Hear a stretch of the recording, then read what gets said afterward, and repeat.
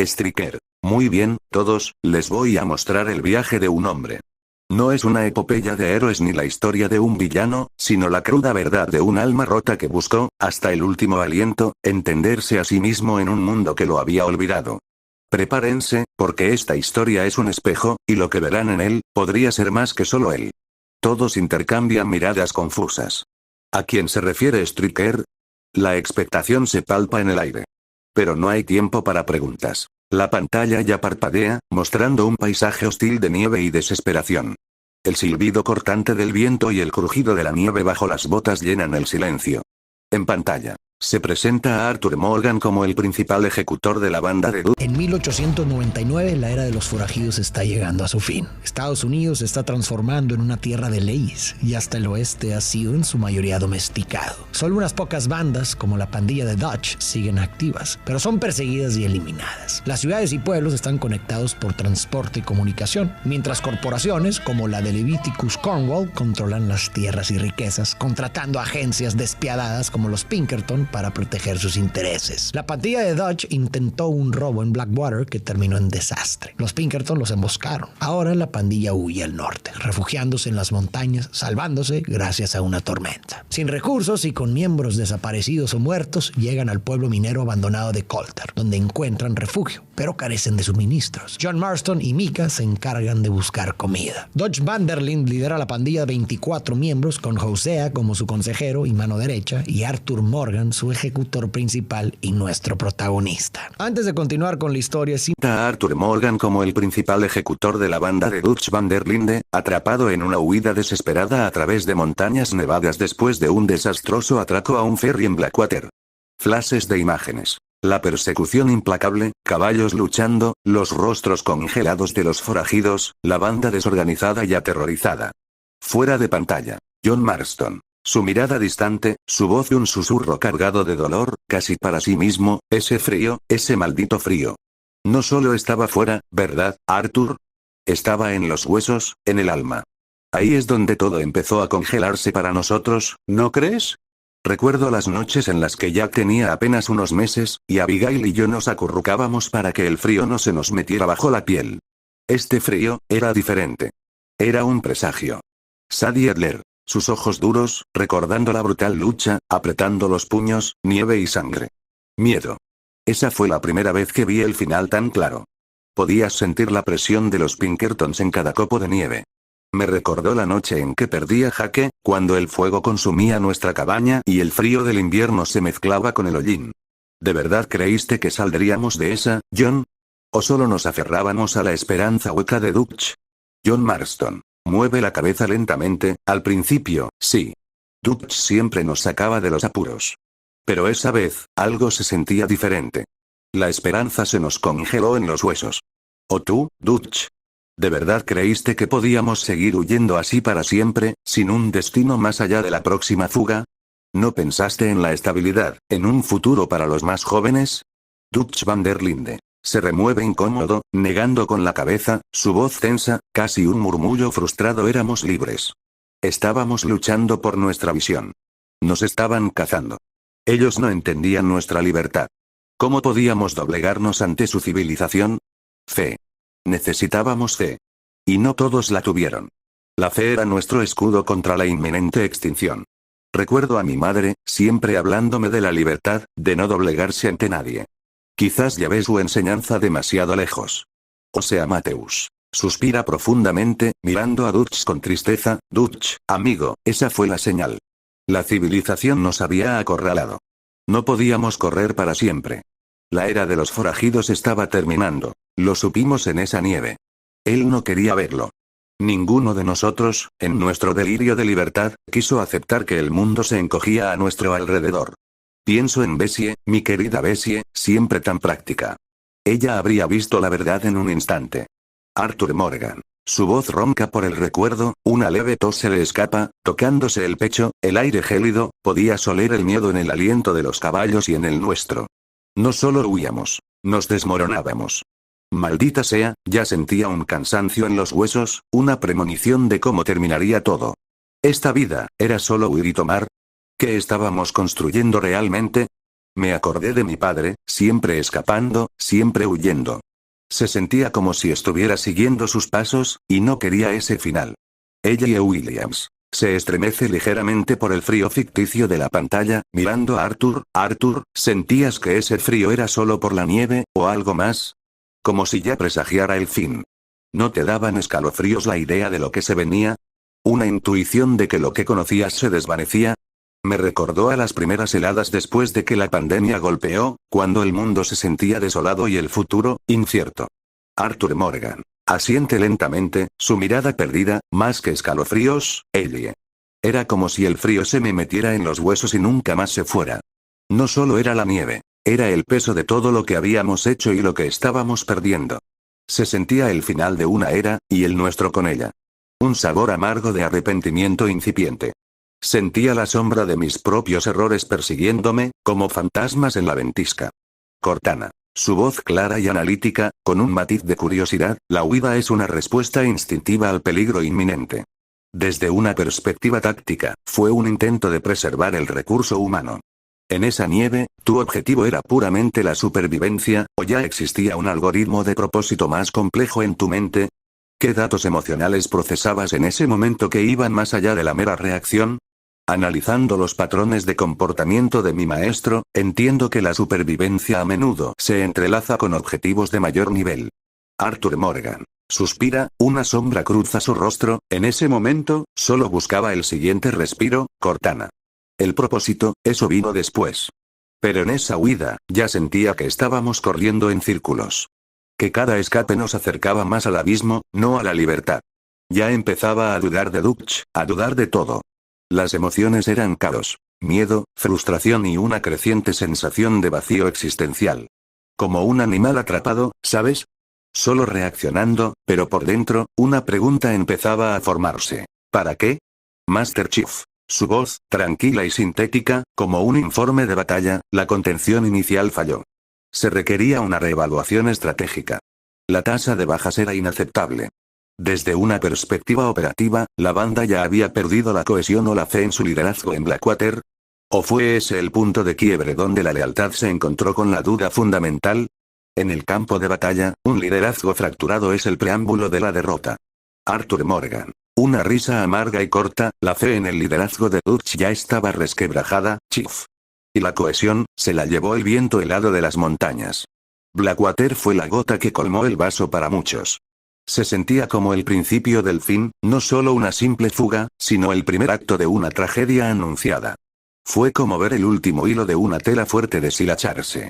En pantalla. Importante recapitular la vida de Arthur, la cual está llena de tragedias, y mirar hacia su pasado es clave para comprenderlo mejor, así como la relación que tiene con Dutch y la pandilla. Arthur nació en 1863, hijo de Lyle y Beatrice Morgan. Su madre murió cuando él era muy pequeño, y aunque no la recuerda mucho, conserva su foto junto a su tienda con flores, ya que ella le enseñó que traen buena suerte. Su padre Lyle era un conocido forajido y se insinúa que maltrataba a Arthur. En 1874, cuando Arthur tenía 11 años, Lyle fue arrestado por robo y poco después Arthur presenció su muerte. Algo que más tarde diría no pudo haber pasado lo suficientemente pronto. A pesar de esto, conserva un retrato de su padre y su sombrero. Los objetos de sus padres que Arthur aún conserva de adulto reflejan cuánto valora la familia. Quedar huérfano dejó en él un vacío emocional profundo y una fuerte necesidad de pertenencia y conexión. Tras pasar 3 años sobreviviendo en las calles, encontró lo que buscaba. Dutch y Hosea lo acogieron, convirtiéndose en figuras paternas para él. No obstante, Arthur admite en su diario que en muchos aspectos siente un cariño más profundo por Hosea. Lo percibe como alguien amable, justo y sobre todo genuinamente humano. Poco después, Dutch rescató a John Marston, un huérfano de 12 años, y John se convirtió en un hermano para Arthur. Ambos se convirtieron en los hijos favoritos de Dutch, y por primera vez Arthur sintió que había encontrado una familia a la que realmente pertenecía. Es curioso observar cómo Dutch recluta a las personas. Da la impresión de que tiene todo fríamente calculado. Cuando alguien está atravesando una crisis o se encuentra emocionalmente vulnerable, su necesidad de apoyo, estabilidad y pertenencia se dispara. En ese estado, la mente busca desesperadamente algo que alivie la angustia. Si en ese momento mundo aparece alguien que ofrece protección, guía o un propósito, es muy probable que la persona vulnerable idealice a esa figura o grupo y desarrolle un fuerte apego emocional hacia ellos. Dodge comprende esto a la perfección y casi como un líder de culto, identifica y recluta a personas desesperadas que buscan un propósito y un lugar donde sentirse seguras. Así es como construye una banda que lo sigue y lo obedece sin cuestionarlo. La pérdida de sus padres dejó a Arthur solo y muy vulnerable. Cuando encontró una nueva familia en la pandilla con Dodge y Hosea, se aferró a ellos y adoptó sus ideales y enseñanzas. Dodge hablaba constantemente de valores como la lealtad y la responsabilidad hacia la pandilla, y estas ideas se volvieron fundamentales para Arthur, al punto de que estaba dispuesto a morir por ellas. En un momento, Arthur incluso declara que la banda es lo único real en su vida y que mataría y moriría por ella. Pero las tragedias de Arthur no terminaron ahí. Años después, Arthur conoció a Mary, de quien se enamoró profundamente y se comprometió. Sin embargo, el padre de Mary no aprobaba la vida criminal de Arthur, lo que provocó su ruptura. Mary le pidió que dejara esa vida para escapar juntos, pero Arthur, por lealtad a la pandilla y a Dodge, se negó. Mary terminó casándose con otro hombre, quien falleció antes de los eventos del juego. Más tarde, Arthur tuvo intimidad con Elisa, con quien tuvo un hijo llamado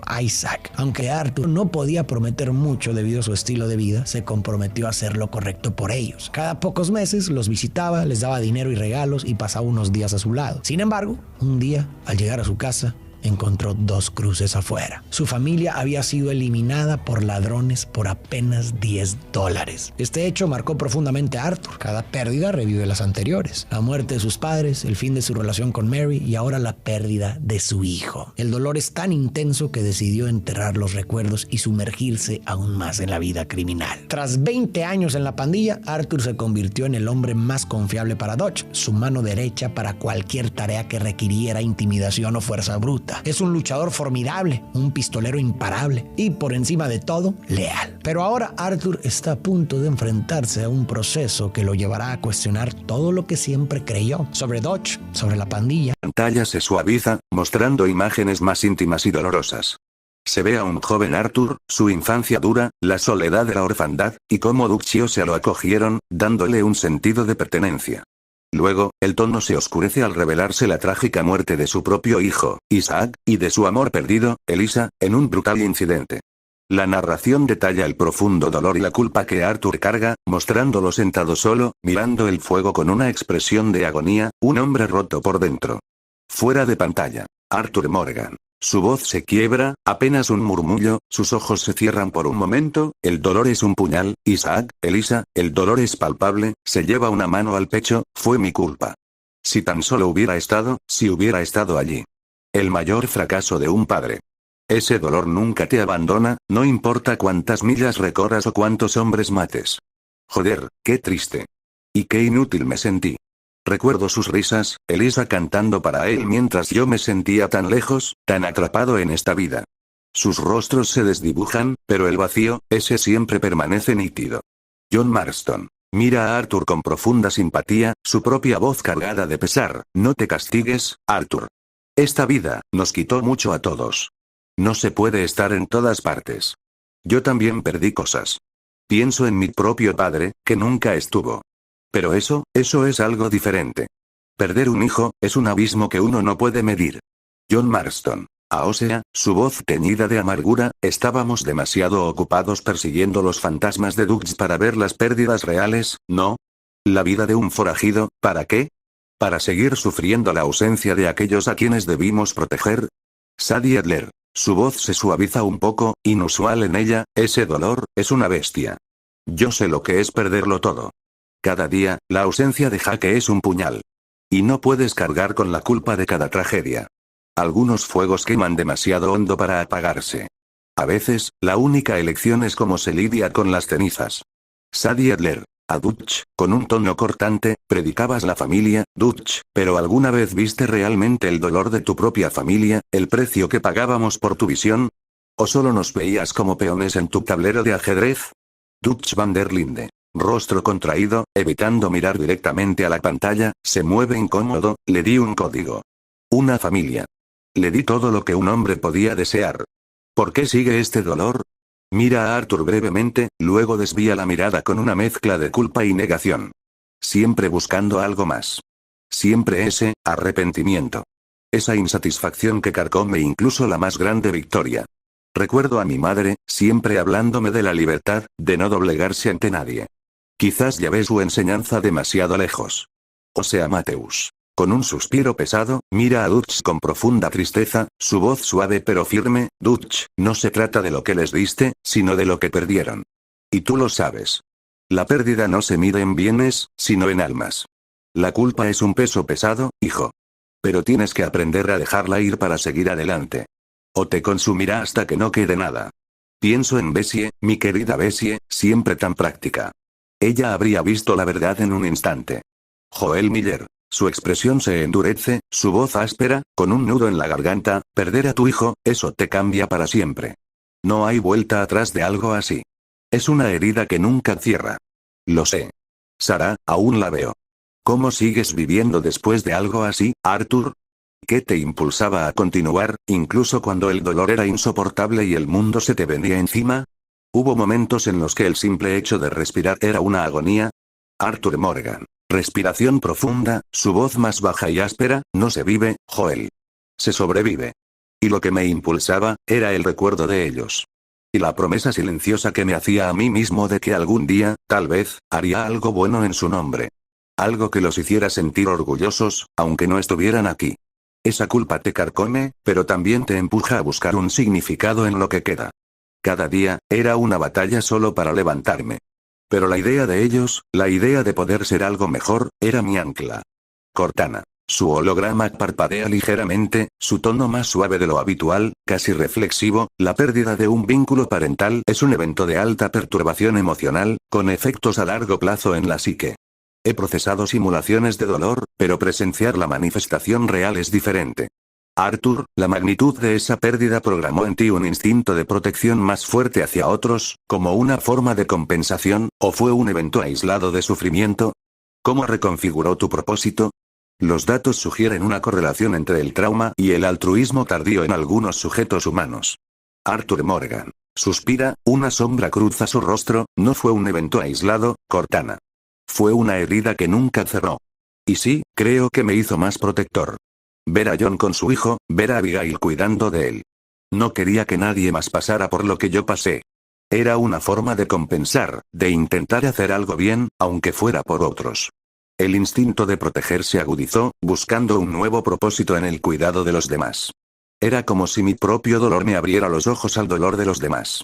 En pantalla, la narración describe cómo la presión implacable de la ley y las y especialmente sobre sí mismo. De vuelta al presente, Dutch y Arthur cabalgan para revisar la búsqueda de suministros y encuentran a Micah, una de las incorporaciones recientes quien salvó la vida de Dutch en un bar. Dutch y Micah fueron quienes planearon el fallido robo en el bote de Blackwater. Dutch parece estar muy impresionado con Micah, quien es bastante impulsivo, argumentativo y engreído. Hosea y Arthur desconfían de él. Micah les informa sobre una pequeña granja que podría tener suministros, pero descubren que está ocupada por miembros de los O'Driscoll, una pandilla rival con la que tienen una gran enemistad. Tras un tiroteo en una cabaña, interrogan al último sobreviviente, quien revela que Colm O'Driscoll, líder y némesis de Dutch, está escondido cerca con su pandilla y planea robar un tren. Mientras registran la cabaña, encuentran a Sadie Adler. Los O'Driscoll habían invadido su hogar, eliminaron a su esposo y la tomaron como rehén. Dutch decide integrar a la pandilla. Este grupo trabaja unido para sobrevivir, cada uno con habilidades clave. Susan Grimshaw mantiene el campamento en orden, Pearson se encarga de la comida y Karen, Mary Beth y Tilly usan sus talentos como ladronas y recolectan información. Strauss lleva las cuentas y maneja los préstamos. Uncle y el reverendo Swanson son útiles a su manera, aunque más preocupados por sus vicios. Bill, Javier, Charles y Lenny aportan fuerza y habilidades con las armas. Mientras tanto, John Marston, hermano adoptivo de Arthur, está perdido en la tormenta, temido muerto. John es otro de los personajes principales y su historia también es importante para analizar a Arthur. Después de ser acogido por Dutch y crecer en la banda, en 1894 John se enamoró de Abigail, una prostituta que se unió al grupo. Juntos tuvieron un hijo, Jack. Sin embargo, John dudaba de que Jack fuera realmente su hijo, lo que lo llevó a no asumir su rol como padre y abandonar la pandilla durante un año. Este abandono tuvo un fuerte impacto en Arthur. Si consideramos el historial de pérdidas familiares de Arthur, podemos entender por qué. Para él, lo que hizo John fue una traición. No solo dejó atrás a la familia postiza que Arthur veía como sagrada, sino que también abandonó a su propia familia. Esto probablemente tocó una fibra sensible en Arthur. Por un lado, pudo identificarse con el pequeño Jack y revivir el dolor dolor que sintió al perder a sus padres siendo niño. Por otro lado, también pudo recordarle la pérdida de su propia familia más adelante en la vida, alimentando su resentimiento hacia John. Arthur no podía entender cómo alguien podía despreciar algo tan valioso como una familia, algo que él había perdido y valoraba profundamente. Cuando John regresó, la mayoría de los miembros de la pandilla lo recibieron bien, pero Arthur seguía sintiéndose traicionado y le tomó mucho tiempo poder perdonarlo. En el presente, Arthur y Javier van a buscar a John. En el camino, Arthur descubre que Dodge eliminó a una chica sin motivo durante el golpe de Blackwater y afirma que ese no es Dodge. Encuentran a John herido y acosado por animales salvajes, pero logran regresar a salvo a Colter. Dodge reúne a la pandilla para explorar un campamento cercano de los O'Driscoll, diciendo que buscan suministros, aunque Arthur y Hosea sospechan que busca venganza. Dodge y Colm habían sido aliados, pero se volvieron enemigos cuando Dodge eliminó al hermano de Colm y Colm a Annabelle, la mujer que Dodge amaba. Arthur le recuerda que siempre ha dicho que la venganza es un lujo que no se pueden permitir, pero Dodge insiste en que esto no es solo venganza. Dice que quiere información sobre el asalto al tren que están planeando los O'Driscoll. La pandilla de Dodge ataca el campamento, pero Colm ha escapado. Acaban con los O'Driscoll del lugar, se llevan dinamita y planes para asaltar el tren de Cornwall. Además, toman a Kieran Duffy como rehén, esperando que pueda serles de utilidad. Dodge no pierde el tiempo y asaltan el tren, logrando robar bonos. Sin embargo, tras los problemas causados en Blackwater y este nuevo golpe, la pandilla se gana más enemigos en la corporación de Cornwall. Con el deshielo, la pandilla se traslada a las llanuras. Dodge envía a Lenny y Micah a explorar y finalmente llegan a Horseshoe Overlook, cerca del pueblo de Valentine. El campamento, con Dodge en el centro junto a su novia frecuentemente ignorada, Molly O'Shea, se convierte en un hogar. Mientras tanto, Kieran permanece prisionero hasta que decidan su destino. Dodge recuerda que necesitan dinero y cada miembro de la pandilla aporta de alguna manera. Strauss organiza un negocio de préstamos y Arthur se encarga de cobrar las deudas. Hosea vende carretas robadas y Charles contribuye cazando. Además, las mujeres aportan pistas. Mary Beth sobre un robo a un tren y Karen sobre un golpe a un banco. El esfuerzo les pasa factura y la pandilla decide descansar en Valentine. En una taberna, Bill inicia una pelea que se descontrola. Tommy, el bravucón local, interviene y pelea con Javier, quien no logra hacerle frente. Bill pide a Arthur que ayude a Javier. Arthur se enfrenta a Tommy, pero este lo domina y lo lanza por la ventana antes de seguir la pelea afuera. Tras un combate intenso, Arthur toma la delantera y casi elimina a Tommy a golpes. Antes de que las cosas empeoren, un granjero y recaudador de caridad llamado Thomas Downs interviene y detiene la pelea. Luego, Arthur va a casar con Hosea, quien recuerda a su esposa Bessie, fallecida años atrás. Arthur le pregunta si la extraña y Hosea responde que todos los días. También le pregunta si alguna vez pensaron en dejar la vida delictiva y Hosea admite que lo consideraron, pero no duró. Luego Hosea le pregunta si está pensando en salirse, a lo que Arthur niega rotundamente. Hosea comenta que si los planes de Dodge funcionan y consiguen suficiente dinero, quizás puedan empezar de nuevo en otro lugar. Escribe cómo la presión implacable de la ley y las corporaciones afectaba a la banda, y cómo el liderazgo de Dodge empezaba a flaquear bajo la tensión. Se mencionan eventos clave: la muerte de una chica inocente durante un robo que salió mal, y la creciente impulsividad, paranoia y crueldad de Dodge, mostrándolo en momentos de ira y desesperación, sus ojos brillando con una locura peligrosa. Se ve a la banda dividirse, las discusiones, la desconfianza creciendo. Fuera de pantalla, John Marston patea el suelo con rabia contenida, su voz llena de resentimiento lo sabía. Lo sabía desde el principio. Dodge nos estaba llevando al abismo. Estaba ciego, o peor, se deleitaba en la destrucción. Su fe se convirtió en una excusa para la locura, una máscara para su propia caída. Esa muchacha. ¿La recuerdas, Dodge? ¿O ya la borraste de tu perfecta memoria, como borraste nuestra humanidad? Me recordó a la mirada perdida de mi madre cuando se dio cuenta de que mi padre nunca cambiaría. Ese mismo vacío. Sadie Adler asiente con amargura, los puños apretados, se obsesionó. Venganza, locura, nos arrastró a todos con él. Nos prometió un paraíso y nos dio un infierno de sangre. Esa muchacha. Fue un punto de no retorno. La línea que se cruzó sin vuelta atrás. Dejaste que esa oscuridad te consumiera, Dodge. Y nos arrastraste con ella, a pesar de que algunos intentamos resistirnos. Vi el mismo brillo de locura en los ojos de los hombres que mataron a mi jaque. Una locura fría y deshumanizante. Dodge van der Linde niega con la cabeza frenéticamente, susurrando, sus ojos desorbitados por la negación, como si no pudiera aceptar la verdad. Mentiras. Todos son mentiras. Era por la fe. Por la libertad. Ellos nos empujaron. Los Pinkertons. Los que querían esclavizarnos. Ellos tenían la culpa, no yo. Siempre buscan chivos expiatorios para su propia debilidad. Ustedes no entendían la visión. Siempre dudando. La duda es el veneno que mata la fe. Mi padre, él siempre decía que la única forma de ser libre es luchar por ella. Quizás yo no supe cuándo parar de luchar. O sea, Mateus. Con un suspiro pesado, mira a Dutch con profunda tristeza, su voz suave pero firme, el mundo cambió, Dutch. Y tú no pudiste cambiar con él. La paranoia y el orgullo te consumieron. Nos consumieron. Fue doloroso ver cómo la luz de nuestra hermandad se apagaba. Éramos todos ciegos, en cierto modo. Confiábamos en él, en el ideal, hasta que se pudrió. Recuerdo a mi abuelo, un hombre sabio que siempre decía, el árbol que no se dobla, se quiebra. Dutch se negó a doblarse. Arthur Morgan. Su voz resuena con profunda tristeza, mirando a Dutch con inmensa pena, una tos se le escapa, él se perdió. Y no pudimos traerlo de vuelta. Esa muchacha, su muerte nos perseguiría a todos. Fue el principio del fin para él, y para nosotros. Lo vi caer, una parte de mi propia alma muriendo con cada elección que hacía.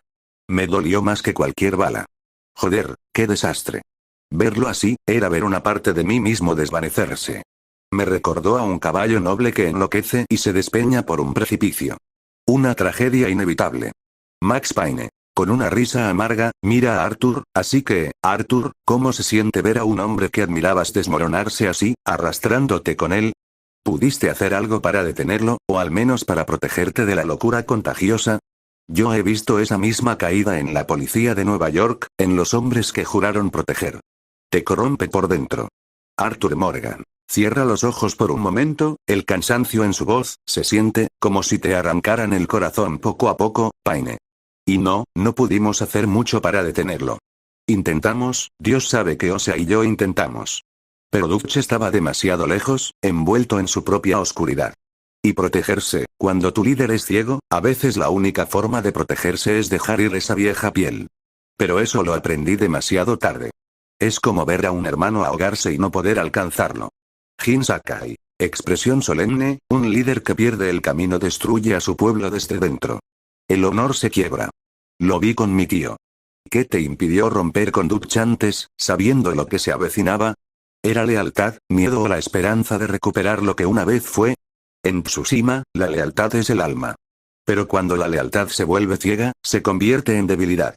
Arthur Morgan. Medita la pregunta, ¿era una mezcla, Jin? Lealtad, sí, a un hombre que me dio un hogar cuando no tenía nada. Esperanza de que volvería a ser el hombre que conocía. Y un poco de miedo a lo desconocido, a estar solo otra vez. Pero sobre todo, era el amor por la banda, la idea de la familia. Esa idea nos ató a todos, incluso cuando se estaba pudriendo, hasta que ya no pude ignorar el hedor a muerte. Era como aferrarse a un barco que se estriquer. Tras la debacle de Blackwater, la banda se refugia en las montañas nevadas. Dutch, el carismático líder, intenta mantener la moral alta, pero la semilla de la duda ya ha sido sembrada. Aquí comienza el verdadero conflicto para Arthur, donde la fe ciega empieza a ceder ante la amarga realidad de la supervivencia forajida. Los primeros signos de la grieta en el ideal de la banda se hacen.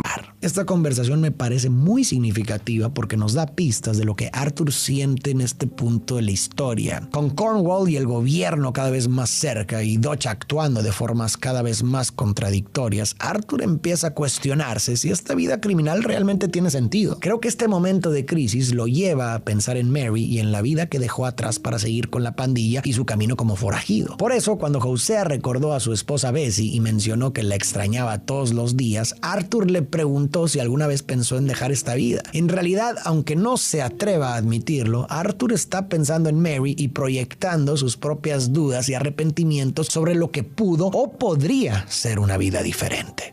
Más tarde, Dutch interroga a Kieran, quien revela que Colm O'Driscoll se esconde en la cabaña Six Point. Kieran los guía hasta ahí. Eliminan a varios miembros de los O'Driscoll, pero Colm no está. Durante el enfrentamiento, Kieran salva a Arthur, lo que le gana el derecho de quedarse en la pandilla como un hombre libre. Arthur tiene deudas que cobrar. En el fondo, este trabajo le resulta repugnante y vergonzoso. Arthur sabe que muchas veces estas deudas no se recuperan de personas acaudaladas, sino de aquellos que ya están en la pobreza extrema, como Thomas Downs, un hombre enfermo, desesperado y sin dinero. Arthur lo enfrenta en su rancho y al no recibir el dinero lo golpea brutalmente. Durante la paliza, Thomas tose sangre que entra en contacto con el ojo de Arthur. Thomas cae al suelo mientras su esposa Edith corre hacia él. Su hijo Archie mira a Arthur como si fuera el diablo y quizás para él lo es. Edith le suplica a Arthur explicándole que Thomas está gravemente enfermo y pidiéndole más tiempo. Pero Arthur, indiferente, insiste en que no son caridad y exige que consigan el dinero antes de retirarse. Por dentro, Arthur se siente asqueado por el incidente y por su propio papel en ello. Reflexiona que tal vez estuvo mal. Tiempo después, Thomas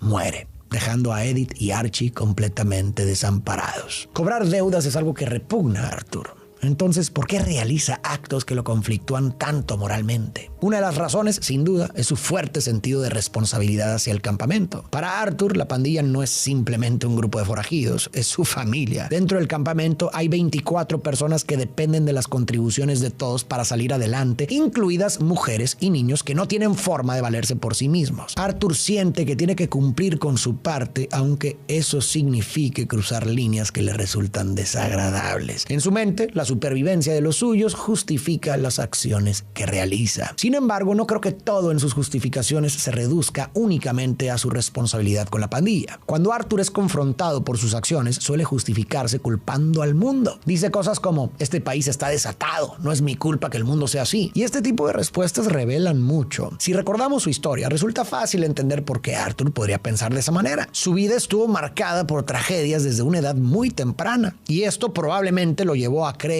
que el mundo es inherentemente cruel. Esta creencia puede ser una manera de protegerse del dolor, una manera de despersonalizar el sufrimiento. Si el mundo es duro con todos, entonces las tragedias que vivió no se sienten como algo personal, sino inevitables. Este pensamiento también podría servirle a Arthur para justificar sus acciones. Si el mundo ya es despiadado por naturaleza, entonces lo que él hace, por más terrible que sea, no es una excepción, sino parte de cómo funciona todo. Desde esa perspectiva, Arthur se percibe a sí mismo como una pieza más de un sistema mucho más grande y cruel. Aunque sabe, en el fondo, que muchas de sus acciones son moralmente cuestionables, se convence de que esas personas habrían sufrido de todas formas, ya sea por su mano o por la de alguien más. Lenny regresa al campamento, afectado. Él y Micah habían desaparecido tras ser enviados a hacer reconocimiento. Micah fue arrestado en Strawberry por asesinato luego de eliminar a un hombre en un altercado mientras estaba borracho. Arthur no soporta a Micah y no quiere ayudarlo, pero Dodge insiste en que, pese a su arrogancia, es un buen hombre. A regañadientes, Arthur acepta y logra liberarlo. Al rescatarlo, le dice que tiene suerte de que Dodge lo respalde, a lo que Micah responde que ahora son familia. Ser hijos de Dodge los hace hermanos. Luego aparece Josiah, un estafador y miembro ocasional de la pandilla, con noticias sobre Sean Maguire, quien fue capturado por cazarrecompensas después del fallido golpe en Blackwater. Con la información sobre Sean, la pandilla organiza su rescate mientras lo trasladan. Logran infiltrarse y liberarlo. Es una pequeña victoria para la pandilla, aunque todavía tienen mucho por hacer. Por otro lado, John Marston casi se ha recuperado por completo y ha vuelto al trabajo. Sin embargo, en el campamento, su familia a menudo ha sido descuidada. Mientras tanto, el joven Jack encuentra figuras paternas entre los miembros del campamento, como Arthur, quien incluso lo lleva a pescar. Arthur piensa que Jack es un buen chico, un soñador, un niño con una madre que lo ama. Se pregunta si Jack logrará encontrar lo que buscan, paz y verdad, lejos de toda esta locura y mentiras. Al haber robado activos, trenes y saboteado los negocios de Cornwall, la pandilla se ha convertido en un gran objetivo. Mientras Arthur y Jack recogen sus cosas, los agentes Milton y Ross de los Pinkerton aparecen. Milton le dice a Arthur que es un hombre buscado, con una recompensa de $5,000 por su cabeza, pero que en realidad quieren a Dodge. Si lo entrega, promete que Arthur no tendrá problemas. Leal, Arthur se niega y regresa con Dodge. Cuando Arthur pregunta qué harán, Dodge dice que nada,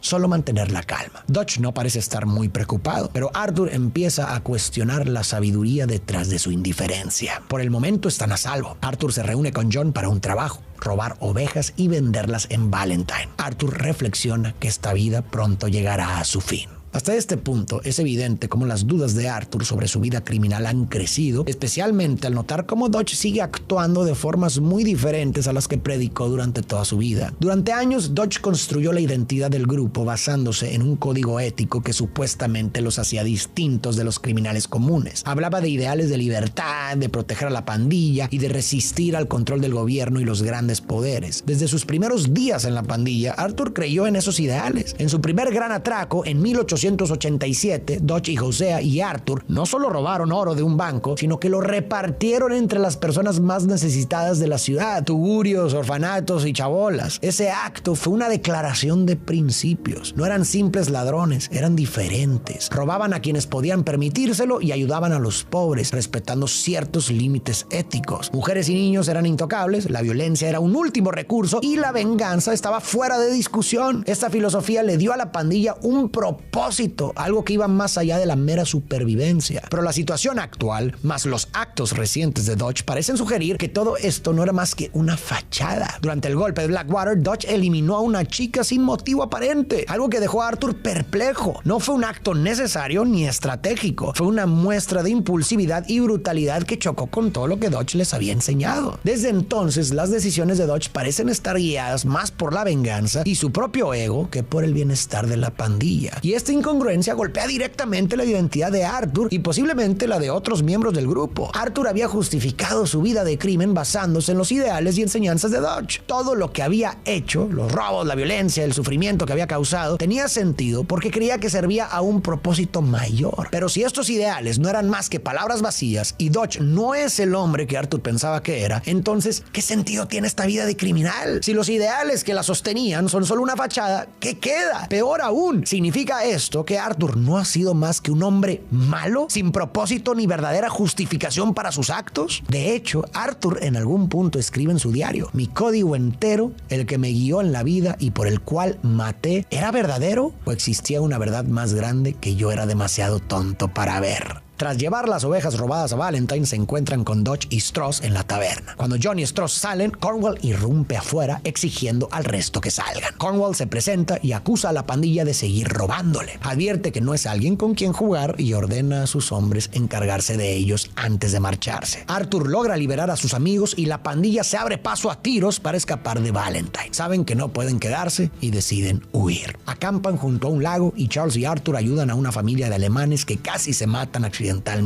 Arthur reflexiona que Charles es un hombre mejor que él. No necesita pensar para hacer el bien. Le sale de manera natural, como si fuera lo correcto. La pandilla se dirige a Clements Point, cerca de Rhodes, donde llegan a una región dividida por dos familias en guerra, los Gray y los Braithwaite. Dodge ve una oportunidad y divide al grupo. Arthur investigará a los Gray, mientras Hosea hará lo propio con los Braithwaite. Los Gray, dueños de plantaciones de tabaco, controlan la mitad de los negocios en Rhodes. Lee Gray es el sheriff del pueblo. Los Braithwaite, antiguos esclavistas y cultivadores de algodón, ahora producen licor ilegal desde la guerra civil. Ambas familias llevan años enfrentadas. Dodge le explica a Arthur su plan: ganarse la confianza de ambas familias, robarles y escapar antes de que descubran la verdad. Mientras tanto, Sadie Adler, saliendo de su duelo, se siente atrapada en las tareas menores del campamento. En el rancho, Adler era autosuficiente y compartía todo con su esposo, incluso la casa. Ahora, desesperada, quiere involucrarse en trabajos más duros. Arthur decide llevarla con él a Rhodes, donde enfrentan un ataque de una pandilla local, pero logran defenderse. Sadie, movida por el odio y la venganza contra los O'Driscoll, lucha con una furia y un deseo de sangre que asustan. Demuestra que puede luchar tan bien como cualquiera de los hombres de la pandilla. Arthur vuelve a la casa de Edith Downs, ahora viuda, para cobrar la deuda de Thomas. Ella le dice que ya casi ha pagado todo lo que debía. La pantalla muestra a la banda recuperándose del desastre de Blackwater. Los rostros son serios, el ambiente en el campamento es tenso, pero aún existe un sentido de unidad. Se ven pequeños atracos de necesidad, enfrentamientos con los O'Driscolls que son más defensivos que ofensivos. Dutch se muestra aún como un líder fuerte, pero se perciben destellos de una irritabilidad y una impaciencia crecientes. Arthur cumple sus tareas, pero su mirada denota una nueva preocupación, una inquietud que antes no tenía. Su tos es apenas perceptible, si es que aparece. Fuera de pantalla, Arthur Morgan. Su voz, teñida de un cansancio apenas perceptible, una tos seca se le escapa como un suspiro. El aire de las montañas era puro, sí, pero no podía limpiar la peste de Blackwater que llevábamos dentro. Dutch hablaba de un nuevo comienzo, pero yo solo veía la misma maldita historia repitiéndose. Otra vez a la fuga. ¿Es este mi destino, el de mi padre? Siempre corriendo, siempre buscando el siguiente horizonte solo para no mirar atrás. Me pregunto si al final de su camino, él también se sintió así de vacío, persiguiendo algo que nunca llegaba. Una condena, sí, pero autoimpuesta. John Marston. Patea una piedra con una frustración palpable, observando a Dutch en la pantalla. Otro plan. Siempre un maldito plan. ¿Cuándo dejaremos de correr y empezaremos a construir algo real, Dutch? ¿Algo que no podamos perder con el siguiente disparo? Mis hijos, mi familia. Estoy harto de las promesas huecas. Sadie Adler. Cruzada de brazos, su expresión endurecida, pero con un brillo de resentimiento en los ojos. Esto se está poniendo feo, John. Dutch está más volátil. Y la ley, los Pinkertons, no se van a detener. Nos van a cazar como perros. Lo único que me mantiene aquí es la esperanza de que, al final, algo de esto valga la pena. Pero cada día que pasa, esa esperanza se desvanece como el humo en el viento. Dutch van der Linde. Su voz es aún magnética, pero con un tono más impaciente, casi un desafío, mientras se mueve inquieto mantener la fe. No podemos flaquear ahora. La civilización nos quiere encadenados, pero somos libres. Lucharemos. Cada hombre, cada mujer de esta banda, es un guerrero. Aquellos que dudan, se perderán. Este es el camino. El único. Mi padre siempre dijo que solo los valientes encuentran su destino. ¿O acaso teméis a vuestra propia libertad? O sea, Mateus. Suspira, su mirada triste sobre Dutch, con una resignación creciente. Dutch, amigo, la fe sin precaución es imprudencia. El mundo cambia, y nosotros con él, o nos consume. No podemos seguir viviendo como fantasmas de una era pasada. La astucia, no solo la fuerza bruta, nos salvará. O al menos, nos dará una salida digna. Hay un límite para cuánto podemos seguir huyendo sin un verdadero refugio. Temo que estamos construyendo nuestra propia trampa, ladrillo a ladrillo, con cada mentira que nos contamos. Arthur Morgan. Su mirada se pierde en el horizonte en la pantalla, una tos ligera, casi imperceptible, se le escapa, o sea, tiene razón. Esta vida, es como un bucle sin fin. Salimos de un problema solo para meternos en otro. Y Dutch, sus ojos, a veces, los veo perdidos en alguna fantasía lejana. Me recuerda a la forma en que mi padre se perdía en la bebida, ajeno a todo lo que se desmoronaba a su alrededor. ¿Estoy destinado a ver a mi única familia seguir ese mismo camino autodestructivo? Es un miedo que me carcome por dentro. Ella y Williams. Con una expresión de asombro y preocupación, vaya. Él ya lo veía venir, ¿no? Esa mirada de Arthur, esa es la mirada de alguien que carga un peso que no le corresponde. Ver a su líder y figura paterna empezar a desmoronarse así, ¿cómo lo manejabas, Arthur? Debía ser como ver tu propio futuro si no cambiabas el rumbo.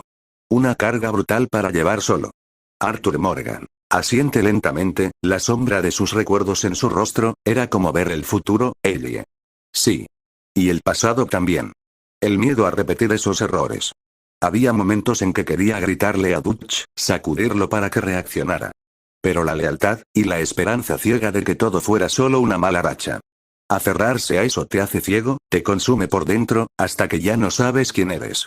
Max Payne. Un suspiro amargo, con una pizca de ironía, el punto donde la fe se convierte en negación, ese es el principio del fin para cualquier grupo. Arthur, ¿en qué momento te diste cuenta de que la visión de Dutch era solo un cuento, una forma de justificar el caos que sembraba? Arthur Morgan. Suelta una risa amarga y corta, sin humor, probablemente mucho antes de lo que quise admitir, Payne. La verdad es que uno se miente a sí mismo para sobrevivir. Pero la voz de Osea, y la mía propia, se hacían más fuertes, resonando en mi cabeza. La visión se sentía cada vez más como una cadena, no como una liberación. Como un pájaro con las alas rotas, aún tratando de volar. Leones de Kennedy. Su voz es seria, analítica. Observa la pantalla con una intensidad fría, la desintegración de una unidad comienza con la erosión de la confianza en el liderazgo. Es una progresión observable en cualquier situación de crisis. Arthur, ¿qué sentías que era el mayor riesgo en este periodo? ¿La amenaza externa de la ley, o la amenaza interna de la paranoia de Dutch? La experiencia me dice que el enemigo de adentro, ese que pudre el alma, es siempre el más peligroso. Arthur Morgan. Reflexiona, mirando la pantalla, una sombra cruzando sus ojos. Al principio, pensábamos que los Pinkertons eran el mayor riesgo, León. Siempre lo habían sido, los lobos a la puerta. Pero luego, los ojos de Dutch. La forma en que empezaba a mirar a la propia banda, a nosotros. Esa fue la verdadera amenaza. Porque, al final, una bala puede matarte una vez, pero la desconfianza, esa te mata el alma un poco cada día, dejando solo cenizas. Striker. A medida que la banda se adentraba en el pantano de la desesperación, la locura de Dutch se hacía innegable. Las decisiones se volvían más erráticas, los actos más brutales. Arthur, atrapado entre su lealtad y una creciente náusea moral, siente cómo la oscuridad lo consume por dentro, una oscuridad que se manifestará en su propia carne. Aquí, el camino hacia su trágica enfermedad se vuelve inevitable, sellado por un encuentro funesto. La pantalla muestra a la banda en una fase de desorganización y desesperación total. Atracos que salen mal de forma espectacular, enfrentamientos con Pinkertons que resultan en bajas significativas. Las escenas de cobro de deudas son más crueles y directas, culminando en el encuentro de Arthur con Thomas Downes. La tos de Arthur es ahora un acompañamiento constante en las escenas, más fuerte, más profunda.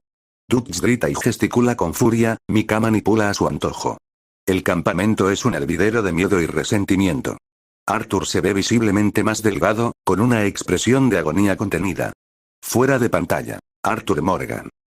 Arthur le responde que su esposo conocía las reglas cuando tomó el dinero y que lamenta cómo terminaron las cosas, pero insiste en que Thomas tenía una elección y se justifica diciendo que no es su culpa que el mundo sea así. Edith le contesta que su esposo no tenía elección, que Thomas era un buen hombre que ayudaba a los demás y que Arthur lo eliminó. Le dice que no se engañe, que quien realmente tenía una elección era Arthur. Finalmente, Edith le entrega el dinero. Para mí, esta conversación es muy importante para el desarrollo de Arthur. Durante años ha creído que su vida está fuera de su control y que no tiene otra opción que seguir el camino marcado por Dodge. Dodge le inculcó una visión del mundo donde la lealtad absoluta era lo más importante. Dodge demoniza a cualquiera que lo contradiga o que cuestione su autoridad. La deslealtad, real o percibida, se castiga de manera inmediata, lo que deja poco espacio para que los miembros de la pandilla puedan pensar o actuar por su cuenta. En este ambiente, Arthur llegó a convencerse de que no había vida fuera de la pandilla, que no podría sobrevivir solo y que lo único que podía hacer era seguir las órdenes que le daban, incluso cuando éstas le desagradaran. Pero lo que le dijo la señora Downs lo enfrenta con la verdad incómoda de que siempre ha tenido elección. Nadie lo forzó a obedecer a Dodge. Nadie lo obligó a intimidar, robar o lastimar a otros. Las palabras de la señora Downs plantan una semilla en él que germinará después. Si siempre ha tenido elección, entonces el futuro también puede ser distinto. Uno donde podría empezar a tomar decisiones verdaderamente suyas. El plan de Dodge para con las familias Gray y Braithwaite se pone en marcha. La pandilla ayuda a los Gray a confiscar licor ilegal de los Braithwaite, se lo venden de vuelta y luego lo reparten en la taberna de Rhodes para perjudicar sus ganancias. También roban caballos de los Braithwaite y queman los cultivos de tabaco de los Gray, manipulando a ambos bandos mientras siembran caos. Todo esto con la esperanza de conseguir información sobre un supuesto oro confederado escondido entre ambas familias. Aunque lejos de Valentine, los Pinkerton siguen siendo una amenaza. La pandilla descubre que los O'Driscoll buscan negociar un tratado de paz. Dodge, a pesar de su odio por Colm, acepta asistir,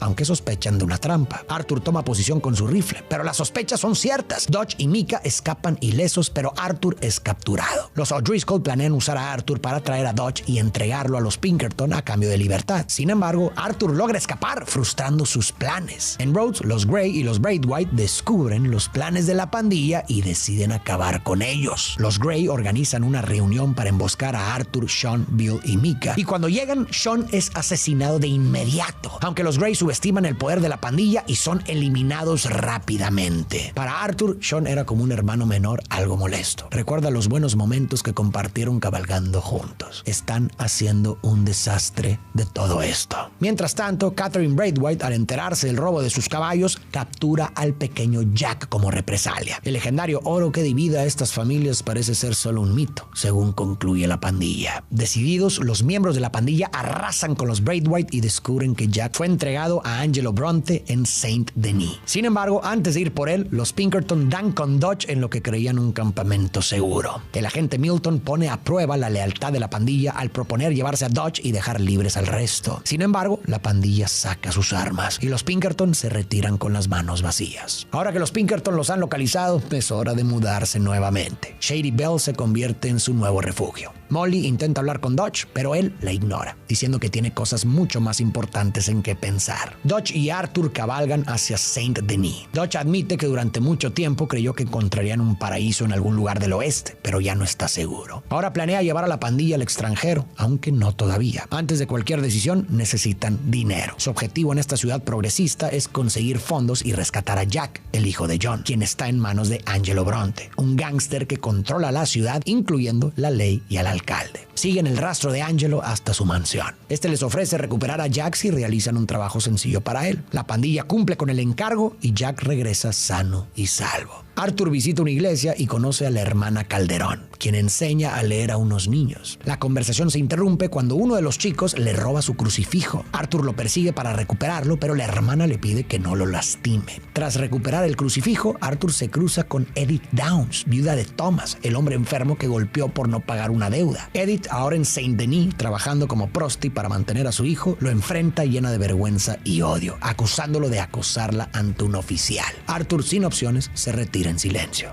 Luego devuelve el crucifijo a la hermana, quien la agradece profundamente. Le explica que era un recuerdo de su madre y lo llama el hombre más maravilloso. El contraste entre las acciones de Arthur nos permite apreciar su conflicto interno. Por un lado, lo vemos intimidando a personas como Thomas Downs, cobrando deudas a los más pobres y desesperados, actos que le causan repulsión, pero que de alguna manera siente que son parte de su deber dentro de la pandilla. Pero luego también descubrimos a un Arthur completamente diferente. Lo vimos ayudar a una familia de alemanes que estuvo a punto de morir, y también lo vimos recuperar el crucifijo de la hermana Calderón. Dos actos completamente desinteresados. Estos momentos nos muestran que dentro de Arthur hay una lucha constante entre un lado frío y brutal y un lado bondadoso. Este conflicto interno es lo que lo hace tan interesante. Por un lado, cumple con las expectativas que la pandilla tiene de él, actuando como el hombre fuerte y despiadado que Dutch necesita, pero por otro lado, no puede evitar mostrar compasión y humanidad cuando se encuentra con personas que necesitan su ayuda. Más adelante, Arthur recibe una carta de Mary Linton, su antigua novia, que está hospedada en un hotel en Saint-Denis. Arthur decide visitarla. Ambos se alegran de reencontrarse. Mary le pregunta si ya es demasiado tarde para ellos. Arthur le confiesa que no quiere nada más que huir con ella, pero primero debe cuidar de la banda. Una vez que sean libres y tenga dinero, podrán irse juntos. Mary promete escribirle. Saint-Denis está bajo el control de Angelo Bronte, quien domina la ley y el gobierno y busca manipular a la pandilla de Dutch para sus propios fines. Los invita a un baile de la alta sociedad organizado por el alcalde para iniciar su plan. En el evento están figuras clave que amenazan el estilo de vida de la pandilla, como Howard Crowley, representante del ejército que impulsa la expansión económica tanto en Estados Unidos como en islas como Warma, y Alberto, un cubano al mando en Warma que respalda el imperio azucarero de Cornwall mientras oprime a su gente. También asiste la tribu Wapiti pidiendo al gobierno que respete su tratado y no permita que Cornwall extraiga petróleo en sus tierras. Sin embargo, por ahora, la agenda de los invitados no es la prioridad de la pandilla, que sale con información clave para futuros golpes: un casino, una estación de tranvías y su mayor objetivo, un banco. Tienen un nuevo plan en marcha, pero los Pinkerton no son los únicos que buscan acabar con Dutch. Los O'Driscoll atacan el campamento, obligando a la pandilla a retroceder hasta la casa. Sadie queda atrapada afuera y cuando Arthur intenta ayudarla, es testigo de la rabia y odio que Sadie ha acumulado contra los O'Driscoll desde que mataron a su esposo. Sadie ya se veía a sí misma como una forajida capaz y desde ese momento la pandilla también lo reconoce. Logran vencer, pero pierden a otro miembro, Kieran Duffy.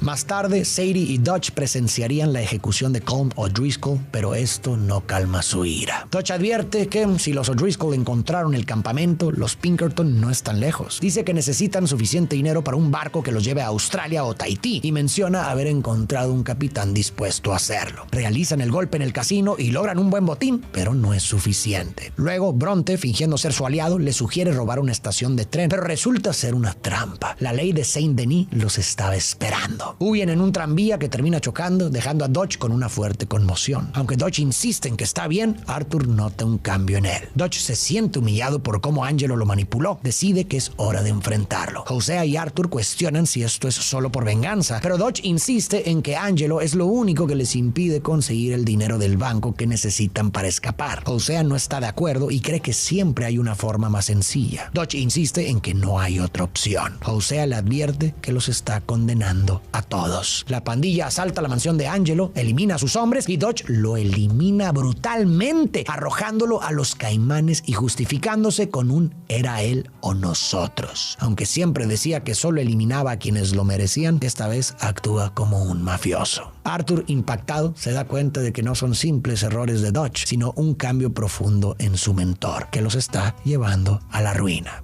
Arthur ha comenzado a tener episodios de tos. El golpe al banco planeado por Hosea es el último intento de conseguir dinero para escapar a Tahití. Arthur duda que el plan funcione, pero Dodge lo acusa de ser cerrado y le dice que si prefiere separar a la familia y que vayan por caminos separados, lo diga. Arthur responde que no es lo que desea. Dodge se queja de que siente que Micah es el único leal que queda. Sin más, el golpe al banco comienza. Hosea y Abigail organizan una distracción. La pandilla entra en acción, pero los Pinkerton los están esperando con Hosea como rehén. Hosea, el socio y voz de la razón de Dodge, es eliminado por el agente Milton. John es arrestado. Con Hosea muerto y John capturado, el resto huye por los tejados, pero Lenny es abatido. Los sobrevivientes se refugian en un edificio abandonado. Saint-Denis está cerrada y la única salida es por mar. Charles distrae a los Pinkerton mientras los demás se esconden en un barco rumbo a Cuba. Sin embargo, en el océano, una tormenta los obliga a dejar el barco y terminan en la isla de Warma, donde son capturados por el supervisor de la plantación de azúcar, hombre de confianza de Alberto. Alberto y sus hombres explotan la tierra y a su gente para llenar los barcos de Cornwall y maximizar las ganancias. Sin embargo, los rebeldes luchan contra esta opresión, liberando a sus compañeros encadenados y también a los hombres de Dodge. En el caos, Javier resulta herido y capturado. Para salir de la isla y reunirse con los demás, necesitan rescatar a Javier. Los rebeldes saben dónde está y a cambio de ayuda para su causa, prometen conseguirles un barco. Arthur se une a Dodge para la misión. Desde el fallido golpe en Blackwater, Arthur no comprende cómo Dodge fue capaz de eliminar a una inocente para cumplir sus objetivos. Ahora es testigo directo. Cuando una mujer que los guía les pide más dinero, Dodge la elimina, diciendo que los iba a traicionar. Este acto no fue contra un mafioso ni un enemigo, sino contra alguien que parecía ayudarles. Arthur, atónito, confirma que el hombre que admiraba no existe más. Logran liberar a Javier, luchan contra Alberto y sus hombres y escapan de la isla rumbo a Van Horn. Ahí desembarcan por separado para reunirse con el resto de la pandilla. Arthur los sigue hasta la Cay con Dodge cerca. Los Pinkerton los esperan de nuevo, pero bajo fuego, Sadie y Arthur los flanquean, logrando que se retiren. Lo que queda de la pandilla está reunido, excepto Molly, la novia de Dodge, y John, quien sigue preso. Dodge sospecha que John pudo haberlos delatado a los Pinkerton, pero Sadie piensa diferente. Encuentran nuevo refugio en Beaver Hollow. Uncle encuentra a Molly borracha y al llevar Arthur Morgan. Una tos violenta lo ataca, más fuerte que antes, obligándolo a doblarse sobre sí mismo. Su voz es áspera, llena de un disgusto visceral. Cobrarle el viejo Downes, Dios, ese fue el punto más bajo. Un hombre tosiendo sus pulmones, suplicando, y yo, el maldito matón de Dutch, exigiéndole dinero que no tenía. Sentí la podredumbre no solo en mis manos, sino en cada hueso de mi cuerpo. Esa tos que se me metía en el pecho, quizás era el castigo por cada cosa sucia que había hecho. Como si mi propio cuerpo, finalmente, estuviera harto de la mierda que mi alma había aguantado durante años, y simplemente se rindiera. Se siente como si mi padre, ese viejo borracho inútil, me estuviera mirando desde el infierno, riéndose a carcajadas de lo bajo que caí. La ironía. John Marston. Su rostro está pálido de rabia y desesperación, sus puños apretados con furia contenida. Mira esa locura, Dutch. Mira lo que nos haces hacer. Matar y robar por nada. Estamos perdiendo nuestra humanidad por tu jodido orgullo. Jack pregunta por qué hacemos esto, y ya no sé qué decirle. No te importamos, solo te importa tu ego enfermizo. Es una desgracia. Sadie Adler. Su mirada es de puro dolor y traición, ya no hay endurecimiento, solo la cruda verdad en sus ojos. La banda está muerta, John. Solo no lo sabemos aún. O no queremos aceptarlo. Dutch está completamente loco. Y Micah solo está echando gasolina al fuego, deleitándose en el caos. Nos estamos quemando vivos. No puedo más con esta sangre en mis manos, en mi alma. Ver a Arthur así, consumiéndose, es como ver el último trozo de bondad, el último resquicio de esperanza en este infierno, desvanecerse lentamente ante mis propios ojos. Es insoportable. Dutch van der Linde. Grita, su voz desquiciada, señalando con un dedo tembloroso a la pantalla, con los ojos inyectados en sangre. No es locura. Es supervivencia. Son ellos los que nos acorralan, los que nos obligan a esto. Arthur, eres un sentimental. La moralidad es para los débiles, para los que se arrodillan.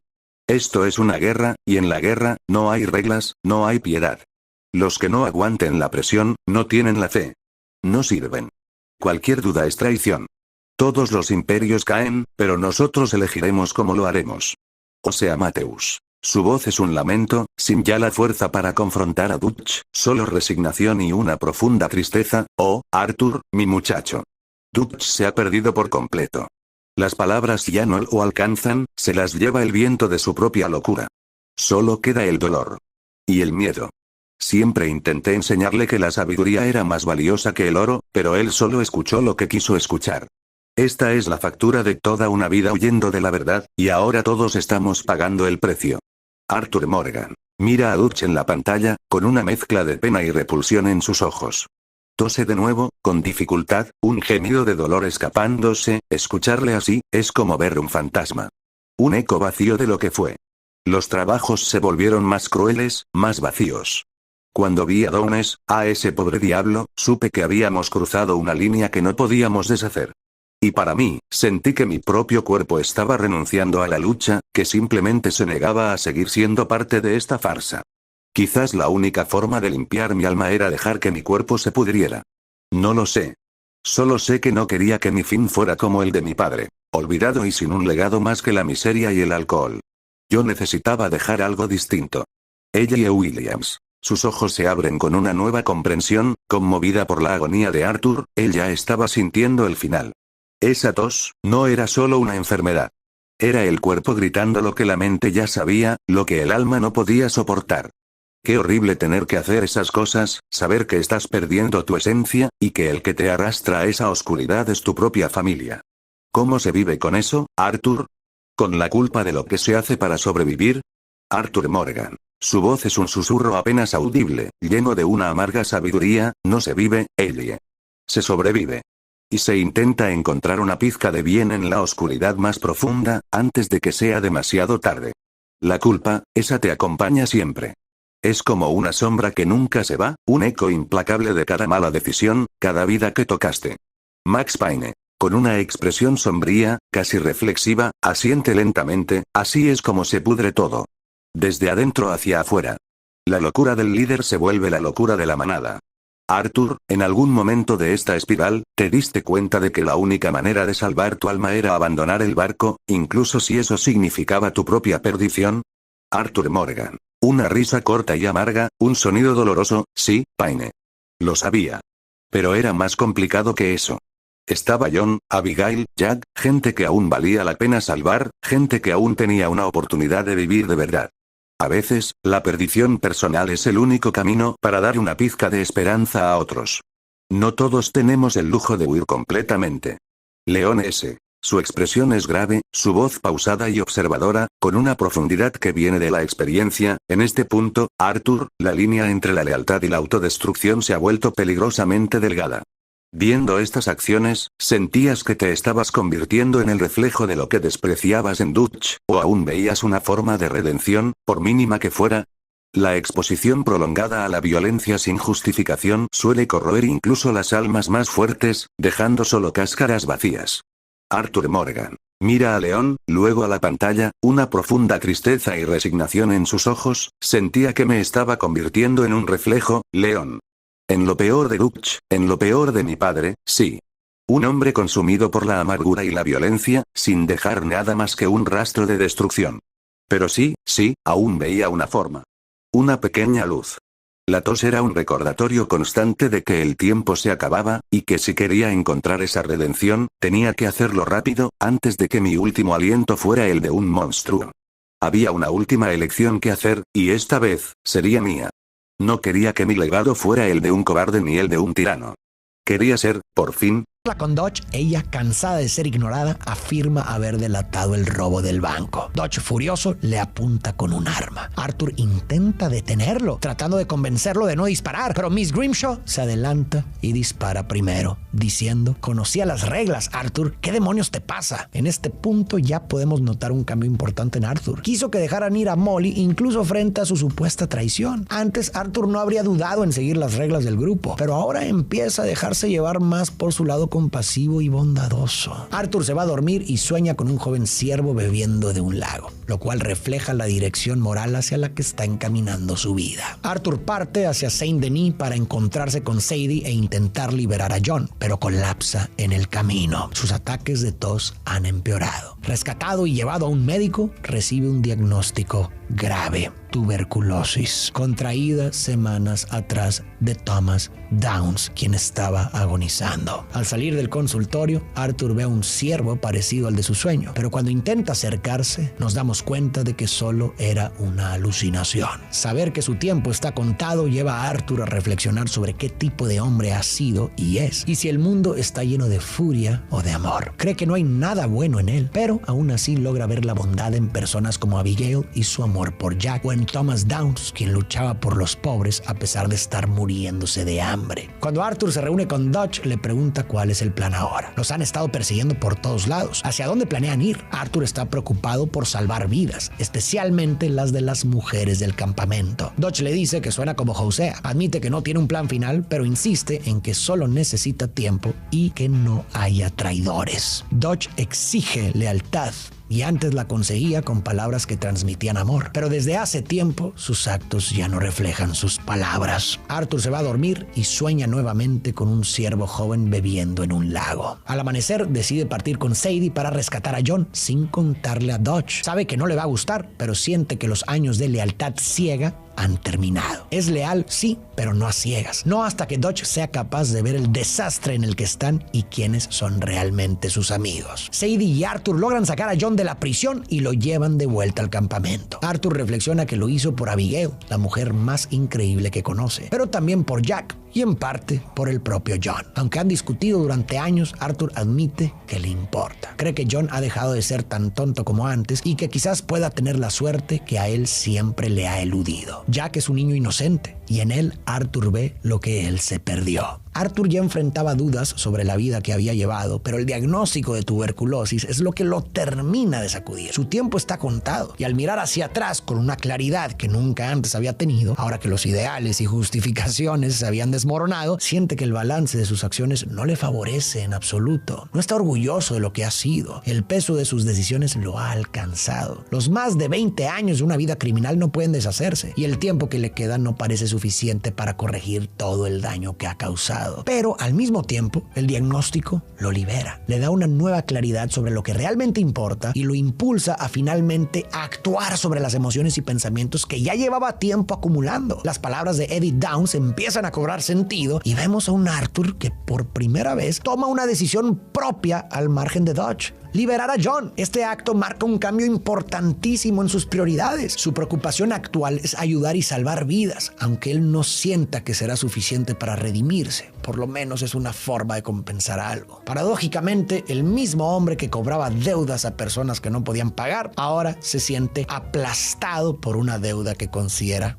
imposible de saldar. Abigail está feliz por el regreso de John, pero Dutch no comparte esa alegría. Está furioso porque rescataron a John en lugar de seguir su plan. Más tarde, Arthur se entera que Dutch y Micah fueron a Ansburg en busca de Cornwall. Arthur va tras ellos. Reunidos, Micah cree que hay un soplón, pero Arthur piensa que simplemente se han vuelto más descuidados. Arthur sugiere dejar a Cornwall en paz, ya que necesitan dinero, no venganza. Sin embargo, Dutch insiste en que solo es una visita social y planea negociar para que Cornwall retire a los Pinkerton. En el muelle, cuando llega el barco de Cornwall, Dutch y los demás salen de su escondite. Dutch le exige a Cornwall un barco, $10,000 y paso seguro fuera de ahí a cambio de dejarlo con vida. Pero Cornwall se niega y Dutch lo elimina. Mientras Arthur asimila su nueva visión del mundo, se cruza con la señora Downs, quien le pide que se aleje. Él se disculpa y dice que este país y sus hombres están desatados y que no es más culpa suya que de cualquier otro. Sin embargo, ella le responde que, en lugar de desatar caos, debería desatar bondad. Arthur se pregunta cómo hacerlo si lo único que sabe es pelear. Cuando pregunta por el hijo de la señora Downs, ella le dice que está trabajando en la mina hasta que la explotación lo enferme, lo que no tardará. Arthur considera intervenir, pero ella insiste en que los deje en paz y busque otra pelea. Este encuentro le da a Arthur otra lección importante. Como dije antes, él ha creído que sus acciones eran inevitables, simplemente una respuesta al mundo despiadado en el que vivía. Pensar de esa manera era más fácil porque le permitía justificar el daño que causaba y evitar enfrentarse a la culpa. En su cabeza solo estaba haciendo lo necesario para sobrevivir, siguiendo las reglas de un mundo cruel. Pero las palabras de la señora Downs desafían esa creencia. Como ella se lo dijo, Arthur siempre ha tenido elección y este es es un recordatorio de que esas elecciones realmente importan. Aunque el mundo pueda ser un lugar duro y lleno de injusticias, eso no significa que las personas tengan que contribuir a ese caos. Cada uno elige lo que aporta al mundo, más caos o más bondad. Este encuentro deja una huella en Arthur, quien a continuación buscará maneras de desatar bondad. Arthur va a la mina en busca de Archie, el hijo de Edith, y lo encuentra siendo acosado por unos hombres que se burlan del trabajo de su madre. Arthur interviene y recibe un golpe de uno de ellos, pero lo derriba de un solo golpe y logra liberar a Archie. Archie, preocupado, dice que las cosas ahora empeorarán, pero Arthur le dice que tiene dinero que puede darles a él y a su madre para que se vayan. Le pide que hable con ella y lo consideren. Luego, Arthur recibe una orden de Stross para cobrar otra deuda. Al buscar al deudor, el capataz le informa que ha muerto y le dice que hable con su viuda. Arthur la encuentra con su hijo y ella le explica que no tienen cómo pagarle, preguntándole si quiere los zapatos de su hijo, la comida que tienen o que ella se acueste con él. Le cuenta que su esposo se mató trabajando para pagar deudas y ahora están por perder la casa. Arthur, conmovido, decide perdonar la deuda. Ella le agradece, pero también le reprocha a él y a Stross por hacerle esto a la gente. Arthur regresa al campamento y enfrenta a Stross. Lo lleva hasta su tienda y le dice que no lo eliminará, aunque debería. Tira el libro de deudas al suelo y lo expulsa del campamento,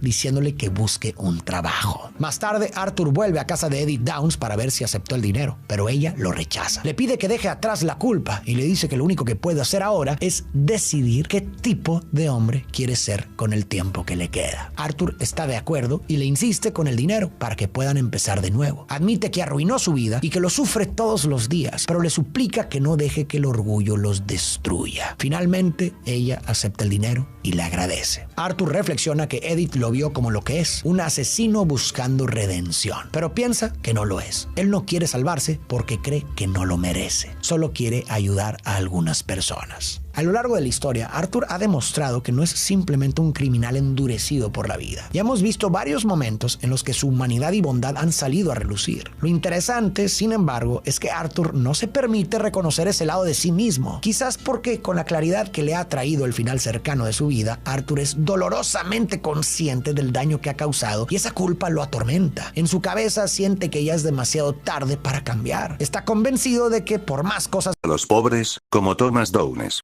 La narración enfatiza su lucha interna. Luego, la pantalla se vuelve sombría, mostrando el momento en que su médico le da el devastador diagnóstico de tuberculosis, contraída de Downes. La enfermedad lo consume lentamente, obligándolo a confrontar su propia mortalidad y la futilidad de su vida hasta el momento. Se ve a Arthur tosiendo sangre, con una mirada de absoluta desesperación y autodesprecio, cada tos un recordatorio de su sentencia. Fuera de pantalla, Arthur Morgan. Tose ligeramente, una mirada de profunda resignación en sus ojos, su voz más débil y rasposa. Downes mira sus manos, luego a la pantalla con una mueca, debía haberlo sabido. Siempre hay un precio que pagar. Por cada pecado, por cada vida que tocas. Curioso cómo enfrentar tu propio final te hace ver todos los errores que has cometido. Esta enfermedad es una maestra cruel, pero una maestra al fin y al cabo. Vaya mierda. Una sentencia que era también una oportunidad. Pienso en todas las veces que mi madre me advirtió sobre cosechar lo que siembras. Esta era mi cosecha. John Marston. Su rostro se contrae de dolor y culpa. Joder, Arthur, lo siento. Yo no sabía. Nadie lo sabía. Estábamos tan ciegos. Me recordó a la tos de mi madre en sus últimos días, esa debilidad que no podía combatir. Es un dolor silencioso que te consume. John Marston. Mirando a Sadie, ¿tú lo viste venir, Sadie? ¿Esa tos? Yo estaba tan distraído con las tonterías de Dutch, con Jack enfermo, mi mente estaba en mil sitios. Sadie Adler. Niega con la cabeza, sus ojos tristes, nadie quería verlo, John. Estábamos todos demasiado metidos en nuestras propias mierdas. Pero sí, la tos, era más que el frío. Era el final. La cuenta regresiva de un alma. Como la lenta agonía de un animal herido que sabes que no va a sobrevivir. Dutch van der Linde. Se revuelve en su asiento, incómodo y mirando a otro lado. Signes, ich Aue Agnes. Aue Agnes that cannot be controlled. Su voz se apaga, incapaz de afrontar la imagen de Arthur. Siempre hubo problemas. Él era fuerte. Pero esta fragilidad, mi padre siempre me enseñó a despreciar la debilidad. Quizás por eso no pude verlo en Arthur. O en mí mismo. O sea, Mateus. Su voz es un lamento, Dios mío, Arthur. Tan joven. Esta vida nos cobra la factura de las formas más crueles. No hay escape del destino que tejemos. Recuerdo las fiebres de mi niñez, el miedo de mi madre a perder a otro hijo. Esa misma impotencia se siente ahora. Reverendo Swanson. Con un tono suave y compasivo, a veces, la enfermedad es un maestro. Te obliga a mirar tu vida, a buscar un camino diferente. Una oportunidad para la redención, para la paz. Dios tiene sus caminos misteriosos. Arthur, en ese momento, la enfermedad te hizo sentir que era un castigo divino por tus pecados, o una oportunidad para hacer las paces con tu verdadero ser. ¿Cómo afectó tu perspectiva del mundo? Mi propia adicción fue mi enfermedad, y solo al tocar fondo encontré la luz de Dios. Arthur Morgan. Considera la pregunta, luego suspira, una tos lo interrumpe, al principio, lo sentí como una maldición, reverendo. Un castigo. Sentía que lo merecía, por todas las cosas que había hecho. Pero luego, se convirtió en una oportunidad. La última. Me hizo ver la vida de otra manera. El mundo se volvió más claro, los colores más vívidos, los pequeños actos de bondad más significativos. Y la crueldad, más repulsiva. Fue una forma brutal de despertar, de romper las cadenas que yo mismo había forjado. Como si una venda cayera de mis ojos, revelando la podredumbre y la belleza que siempre estuvieron allí. Joel Miller. Su mirada se endurece, recordando sus propias enfermedades y heridas, esa es la peor parte. Saber que el tiempo se acaba y no hay nada que puedas hacer. Es una cuenta regresiva. Y la culpa se agudiza. ¿Qué fue lo primero que pensaste cuando te dieron el diagnóstico? ¿En ti, en la banda o en la gente que habías lastimado? ¿Dónde se posó el peso de tu legado? Cuando Sarah murió, el tiempo dejó de importarme. Pero verte así, es diferente. Arthur Morgan. Su voz es un susurro, rasposa, lo primero que pensé, fue en la gente que había lastimado, Joel. En Downes, en su familia. Y luego, en John y Abigail. Me di cuenta de que mi tiempo era limitado, y que si no hacía algo por ellos, por la gente que me importaba, mi vida no habría valido nada. Fue un golpe duro, pero necesario para encontrar mi camino. No quería que mi epitafio fuera solo el de un matón.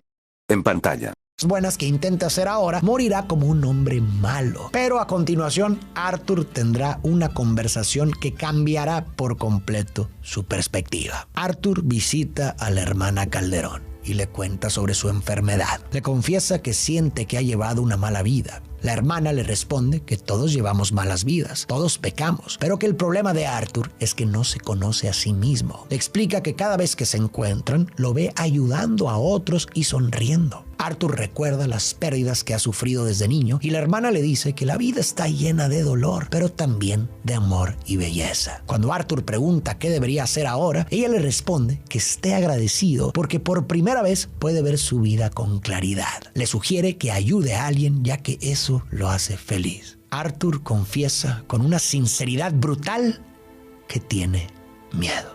La hermana lo escucha y le dice que no hay nada que temer. Lo anima a apostar por el amor y a realizar un acto de bondad. Las palabras de la hermana alivian el miedo que Arthur sentía y le hacen pensar que tal vez aún tiene algo por lo que luchar. Arthur se compromete a intentarlo. Esta escena es bellísima y para mí representa el clímax emocional de la historia. Por eso quiero detenerme a comentar varias cosas. Primero, esta escena nos muestra un lado de Arthur que rara vez vemos. Un hombre vulnerable y completamente sincero. Arthur siempre ha sido el prototipo del hombre que siempre intenta. Los primeros actos de bondad de Arthur. Su interacción inicial con la señora Downes, a quien había extorsionado, y sus conversaciones con la hermana Calderón, quien le ofrece palabras de sabiduría y esperanza, sembrando la semilla de la bondad en él.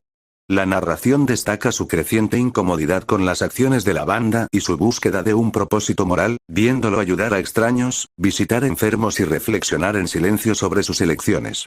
Se nota un cambio gradual en su expresión, de la dureza a una melancolía reflexiva. Fuera de pantalla. Arthur Morgan. Con un tono pensativo y una ligera tos, mira la pantalla con una paz tenue en su rostro. La hermana tenía razón, el pasado no puede cambiarse, pero el futuro sí. Empecé a ver las cosas de otra manera. Todos esos años, solo siguiendo órdenes, tomando lo que queríamos. ¿Pero para qué? Solo para más sufrimiento. Estaba cansado de eso. Cansado de ser ese hombre. Fue un gran alivio darse cuenta. Una liberación de la jaula que yo mismo había construido. Sentí como si el peso de un siglo se me quitara de los hombros. John Marston. Observa la pantalla, una expresión de asombro en su rostro. No te reconocía en esos momentos, Arthur. Siempre fuiste duro, pero viendo esto, ¿de verdad cambiaste tanto por dentro? Ojalá lo hubiera sabido entonces. Nunca pensé en el peso que llevabas. Mi propia necedad me impedía ver la verdad en ti.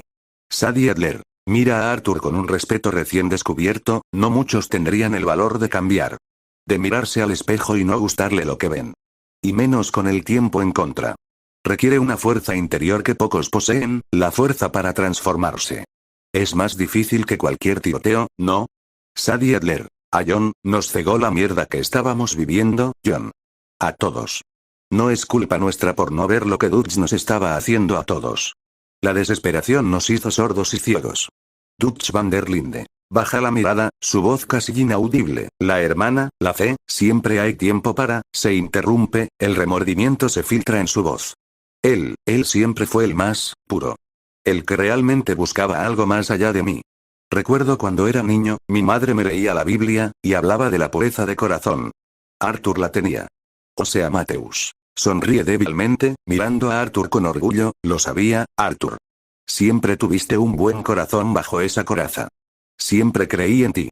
No eras solo un puño, eras un alma que buscaba su propio rumbo. Me recuerda a mi propio viaje, buscando la redención después de mis errores. No es un camino fácil. O sea, Mateus. A Dutch, con una pizca de reproche, si tan solo hubieras escuchado más, Dutch. Si tan solo hubiéramos escuchado. La verdadera visión no está en la conquista, sino en el cuidado. Max Payne. Un suspiro amargo. A veces, la única forma de encontrar un propósito es cuando todo lo demás se ha desmoronado. Cuando ya no te queda nada que perder, solo entonces puedes construir algo nuevo. Una reconstrucción desde las ruinas. ¿Esa búsqueda de bondad era una forma de absolver tu conciencia, o realmente sentías un deseo genuino de ser mejor, de dejar un mundo mejor? ¿Una redención personal o un acto de altruismo? Yo solo encontré mi camino cuando lo perdí todo. Arthur Morgan. Una sonrisa débil, casi imperceptible, al principio, supongo que sí, Payne. Era para silenciar la voz dentro de mí que me decía lo mal hombre que era. Pero cuanto más ayudaba, cuanto más intentaba hacer lo correcto, más genuino se sentía. Se convirtió en algo más que absolución. Se convirtió en la única forma de encontrar paz. De verdad quería ser mejor, no solo para mí, sino para el Arthur que siempre debí ser. Fue como plantar una semilla en un terreno baldío, y ver cómo, contra todo pronóstico, florecía.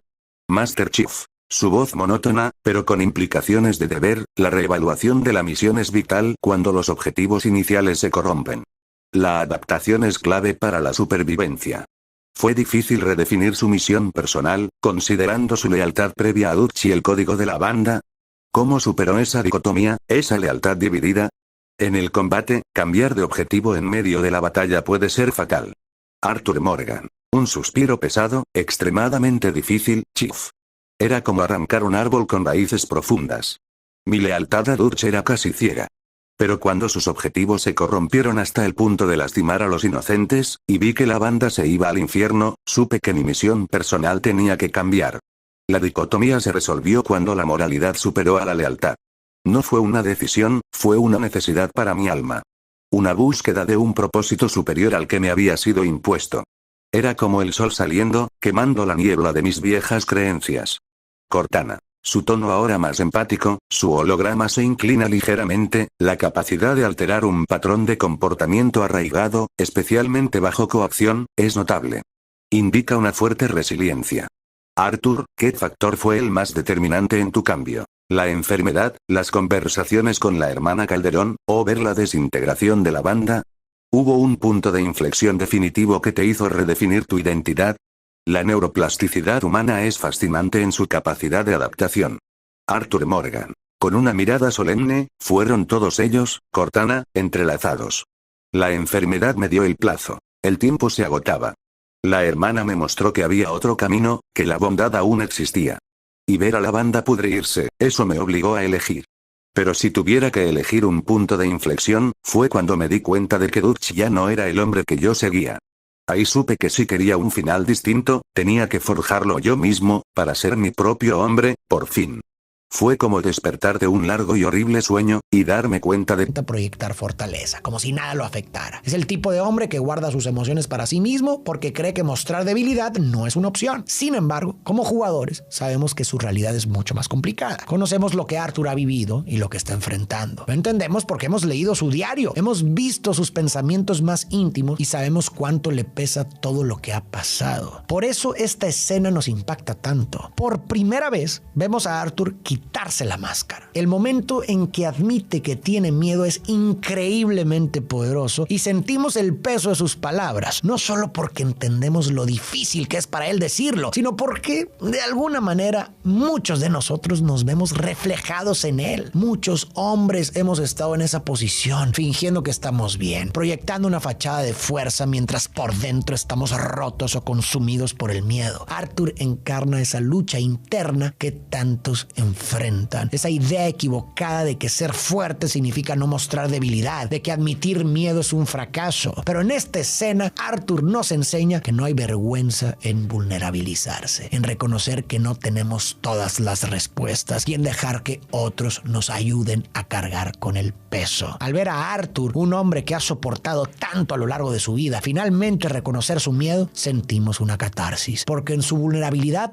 nos da permiso para explorar la nuestra. Ahora, por otro lado, hasta este punto, Arthur ya había recibido varios mensajes que lo habían marcado profundamente, como las palabras de la señora Downs. Sin embargo, todavía quedaba en él un miedo persistente, el miedo a morir sin haber encontrado redención. Lo interesante, y probablemente no casual, es que el alivio que busca llega a través de la hermana Calderón. En un nivel simbólico, ella representa una conexión con lo divino. Arthur, en la situación en la que se encuentra, está lidiando con dudas espirituales muy profundas. Quizás de forma inconsciente estaba más abierto a escuchar lo que la hermana Calderón tenía para decirle, como si en ese momento estuviera enfrentándose a Dios a través de sus palabras. Lo que la hermana Calderón le dijo a Arthur es fenomenal. Le asegura que lo conoce, que siempre que lo ha visto ha sido ayudando a otros y sonriendo. Le muestra que ser bueno o malo no es algo que se defina en abstracto o solo por lo que uno piense de sí mismo, sino que se refleja en el impacto que nuestras acciones tienen en la vida de los demás. Es cierto que Arthur ha causado dolor y sufrimiento a muchas personas por razones equivocadas, pero la hermana intenta que vea algo más, que dentro de él también hay un lado compasivo y bondadoso que ha demostrado más de una vez. Tal vez la oportunidad de redimirse para Arthur y para cualquiera de nosotros llega cuando somos capaces de ver nuestra vida con claridad, porque una vez que tomamos conciencia de nuestros errores, de lo que es correcto y de lo que debemos hacer, no cambiar se convierte en una elección consciente. Aquí está el cambio fundamental para Arthur. Hasta ese momento él había pensado que la redención era como una suma de buenas y malas acciones al final de la vida para ver si el saldo era positivo o negativo. Y si realmente funcionara así, probablemente nunca le alcanzaría el tiempo para compensar todo lo que había hecho. Esta idea lo llevaba a creer que alguien como él no podía redimirse. Además, si la redención funcionara de esa manera, ¿cómo se mediría? ¿Y quién decide las reglas? ¿Es un acto bueno por cada acto malo? ¿O hay acciones que pesan más que otras? Arthur empieza a darse cuenta de que no es así. La verdadera redención no tiene que ver con números ni intercambios. Llega cuando eliges hacer lo correcto simplemente porque es lo correcto, sin esperar nada a cambio, sin buscar absolución. Nunca es demasiado tarde para vivir de esa manera, no importa cuán bajo hayamos caído. Como seres humanos tenemos la capacidad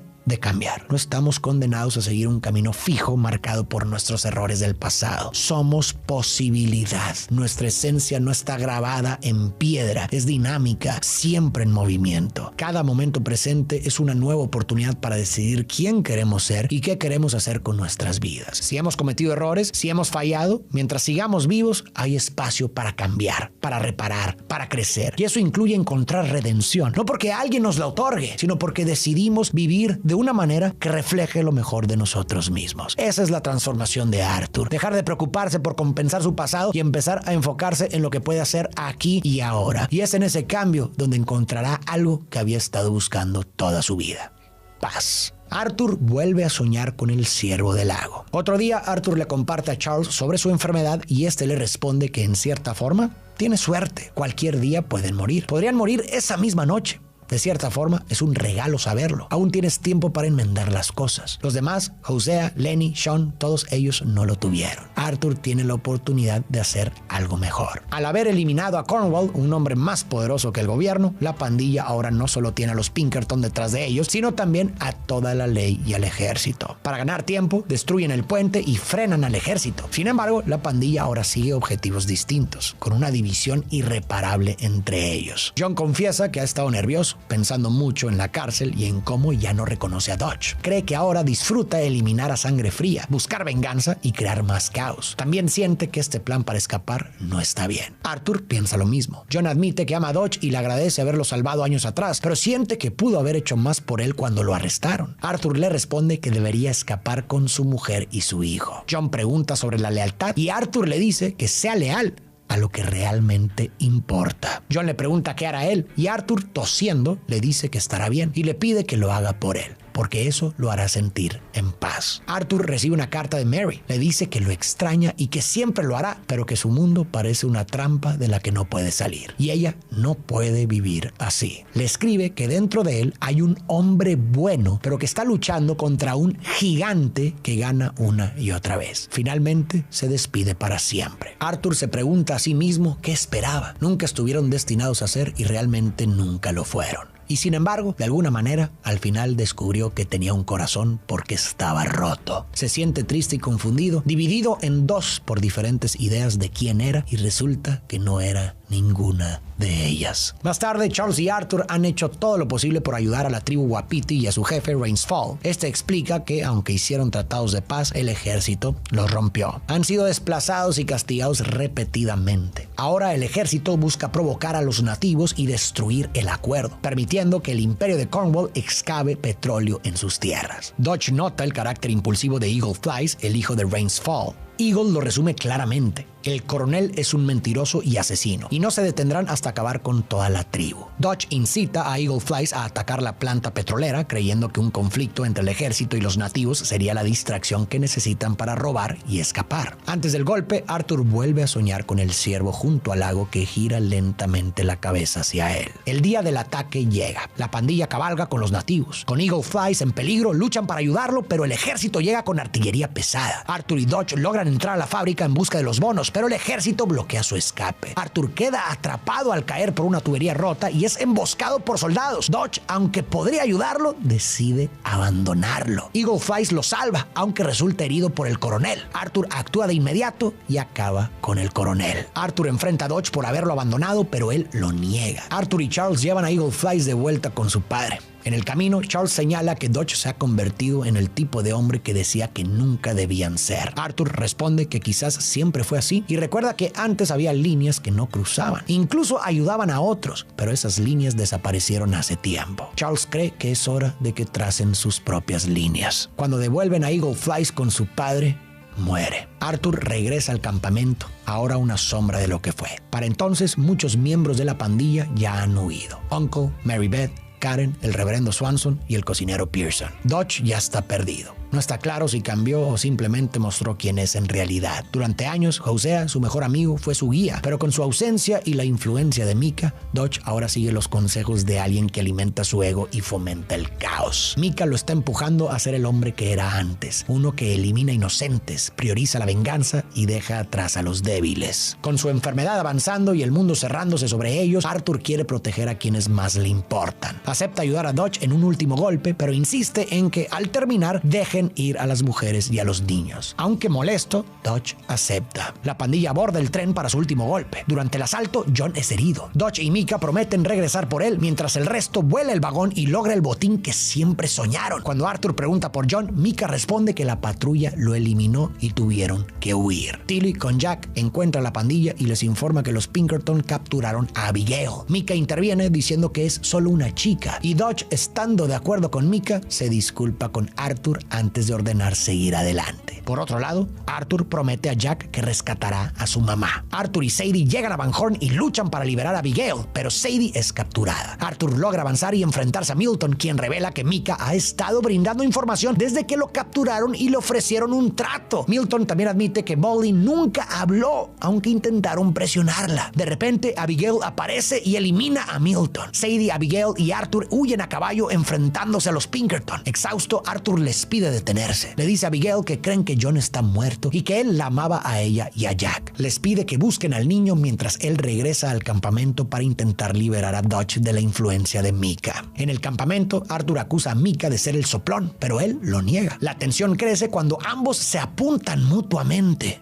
Micah es un contrapunto clave para Arthur en la historia. Ambos son criminales y forman parte de la misma pandilla, pero representan dos caras completamente opuestas. Arthur no actúa por placer ni por malicia. Sus acciones suelen estar motivadas por lealtad a la pandilla, necesidad o incluso por una idea distorsionada de lo que significa hacer lo correcto. Sabemos que muchas de sus decisiones lo atormentan porque somos testigos de su lucha interna. Micah, por otro lado, es un hombre vil, perverso y completamente cruel. Actúa únicamente en beneficio propio, sin importarle a quién traiciona o manipula para lograr lo que quiere. No muestra empatía ni remordimiento y parece disfrutar del caos que provoca. Y este contraste no es casual. Está ahí para que los espectadores podamos reconocer que Arthur es diferente. Gracias a Micah podemos entender que Arthur, a pesar de sus errores y crímenes, conserva una humanidad y un sentido de moralidad que lo separan de alguien que actúa con malicia como lo hace Micah. Arthur y Micah se apuntan mutuamente. En ese momento, John aparece vivo y le reclama a Dutch por haberlo abandonado. Arthur exige que todos elijan su bando porque esto se ha terminado. Grimshaw llega y apunta a Micah, pero Javier interrumpe avisando que los Pinkerton están cerca. Micah aprovecha la distracción y dispara a Grimshaw. Dutch, armado, cuestiona quién está de su lado y quién lo traiciona. Solo John apoya a Arthur mientras el resto sigue a Dutch. Ambos bandos se apuntan mutuamente, aunque Javier, a pesar de estar del lado de Dutch, apunta hacia arriba. Los Pinkerton irrumpen ordenando que bajen las armas. La pandilla escapa dejando solos a Arthur y John. La vida de Arthur está llegando a su fin, pero si puede reunir a una familia y dar a John la oportunidad de empezar de nuevo, eso tendría significado. En un momento anterior vimos cómo Arthur reflexionó que veía en Jack aquello que él mismo perdió y que tal vez John tenía la oportunidad de tener la suerte que a él siempre le eludió. En John, Arthur ve un reflejo de sí mismo, un hombre con un pasado muy similar, pero con la posibilidad de llevar una vida honesta junto a su familia, algo que Arthur siempre valoró, pero que perdió hace tiempo. Ahora, con el poco tiempo que le queda, sabe que esa vida ya no es posible para él. Así que mientras todo a su alrededor se desmorona, Arthur ha encontrado la apuesta perfecta de amor que le prometió a la hermana Calderón: salvar a John para que pueda tener la vida que él nunca pudo tener. Además, este acto tiene un simbolismo poderoso. Al salvar a John, Arthur también estaría salvando a Abigail y a Jack, lo que se convertiría en una forma poética de enmendar el dolor de no haber podido salvar a su hijo Isaac y a Elisa. John y Arthur escapan por las cuevas hacia las montañas, perseguidos por Dutch y Micah, mientras los Pinkerton los esperan adelante. Una bala alcanza el caballo de Arthur, quien cae y se ve obligado a continuar a pie. Con enemigos por todas partes, Arthur los enfrenta. John le insiste que deben irse, pero Arthur le dice que no cree que ambos puedan salir con vida. Decide quedarse para que John pueda escapar y reunirse con su familia. A pesar de la resistencia de John, Arthur logra convencerlo. Antes de partir,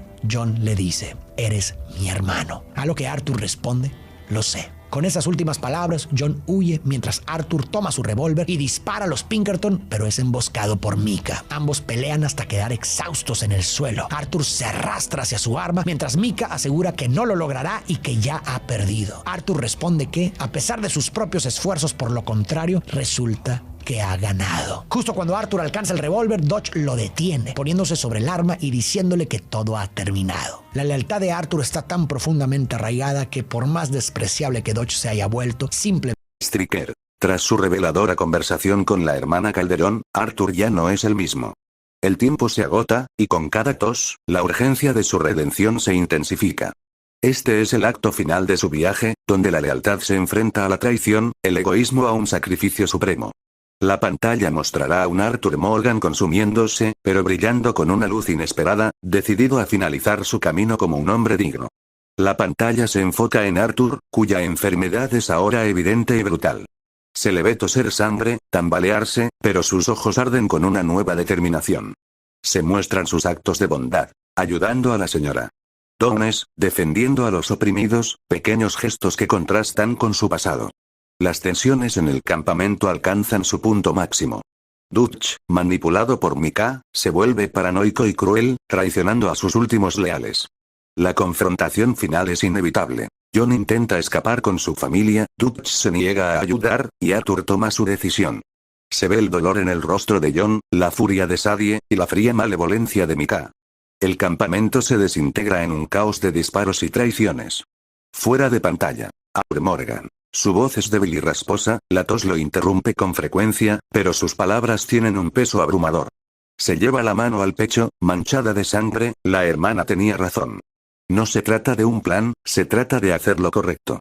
No tengo mucho tiempo, y cada día que pasa, el aire se me vuelve más denso en los pulmones. Ya no se trata de oro, ni de venganza. Se trata de John. De Jack. De Abigail. Ellos son lo único que importa. Y si mi sacrificio sirve para darles una oportunidad, entonces mi vida de forajido, habrá hallado su propósito al final. Al menos no seré como mi padre, que terminó sin haber dejado nada más que miseria y deudas. Yo no quiero ese legado. John Marston. Su rostro está descompuesto por el pánico y el dolor, suplicando a Dutch. Por favor. Déjanos ir. Es mi familia. Lo único que tengo. Arthur, ayúdame. Esto no es el Dutch que conocíamos. ¿Cómo pudo caer tan bajo? Mis propias palabras se atragantan en mi garganta. Sadie Adler. Su voz, normalmente dura, tiembla de rabia contenida. Sus ojos brillan con lágrimas no derramadas. Dutch, eres un maldito loco. Mika, eres una rata asquerosa. Arthur es el único hombre de verdad que queda en esta pocilga. No voy a dejar que te lleves a John. No voy a dejar que destruyas lo poco que queda de nosotros. Juro que te voy a encontrar y te voy a hacer pagar, Dutch. A ti y a esa serpiente de Mika. Dutch van der Linde. Grita, su voz completamente rota, sus ojos desorbitados por la locura y la traición, señalando a Arthur y John traidores. Desleales. Siempre buscando algo más. Siempre dudando. Mika tiene razón. Ustedes no tienen fe. Siempre fueron mis enemigos. La lealtad es un engaño. Todo es un engaño. Este es el fin para ustedes. Y lo merecéis. Mi padre siempre me dijo que no confiara en nadie. Y tenían razón. Mika Bell. Con una sonrisa cruel y victoriosa, su voz untuosa y venenosa. Ja. ¿Lo ves, Dutch? Siempre lo supe. Estos sentimentales, no son como nosotros. Siempre han sido débiles. Ahora, máteme a esta escoria, Dutch. Termina lo que empezaste. Libérate de ellos de una vez por todas. Esta es nuestra oportunidad, solo tú y yo, a conquistar el mundo que se nos ha arrebatado. O sea, Mateus. Aunque su cuerpo no está allí, su voz, en la mente de Arthur y en el recuerdo de los demás, resuena con una profunda tristeza y sabiduría. Hijo, no se gana la libertad con más cadenas. La verdadera fuerza no es la que se impone, sino la que se da. Tu camino, el que elegiste, es el correcto. La luz de tu bondad eclipsará la oscuridad de sus almas. Recuerda mis palabras. Arthur Morgan. Mira a Dutch, luego a Mika, sus ojos llenos de una pena inmensa y una resolución final. Su tos es violenta, la sangre gotea por su barbilla. No fui yo el que dudó, Dutch. Fuiste tú. Fuiste tú quien se perdió. Y no te llevarás a John. No te no puede darle la espalda. Arthur fue leal hasta el final. Incluso después de que Dutch tomara decisiones que resultaron en la muerte de otros miembros de la pandilla, abandonara a Abigail y John en varias ocasiones, e incluso lo dejara morir, Arthur todavía siente la necesidad de proteger al hombre que prácticamente lo crió y fue como un padre para él. Arthur le recuerda a Dutch que Mika es la rata y lo sabe. Antes de que Dutch pueda responder, escuchan a los Pinkerton acercarse. En ese momento, Arthur le asegura a Dutch que siempre le dio todo lo que tenía. Mika le insiste a Dutch que aún pueden escapar, pero Dutch, en silencio, se da la vuelta y se va. Mika, furioso, toma la dirección contraria. Con sus últimas fuerzas, Arthur se arrastra para mirar el amanecer una vez más. Se arrodilla, gira su rostro hacia la luz, vuelve a ver al ciervo que lentamente vuelve la cara hacia él y finalmente, Arthur muere. Arthur apostó a que el amor existe.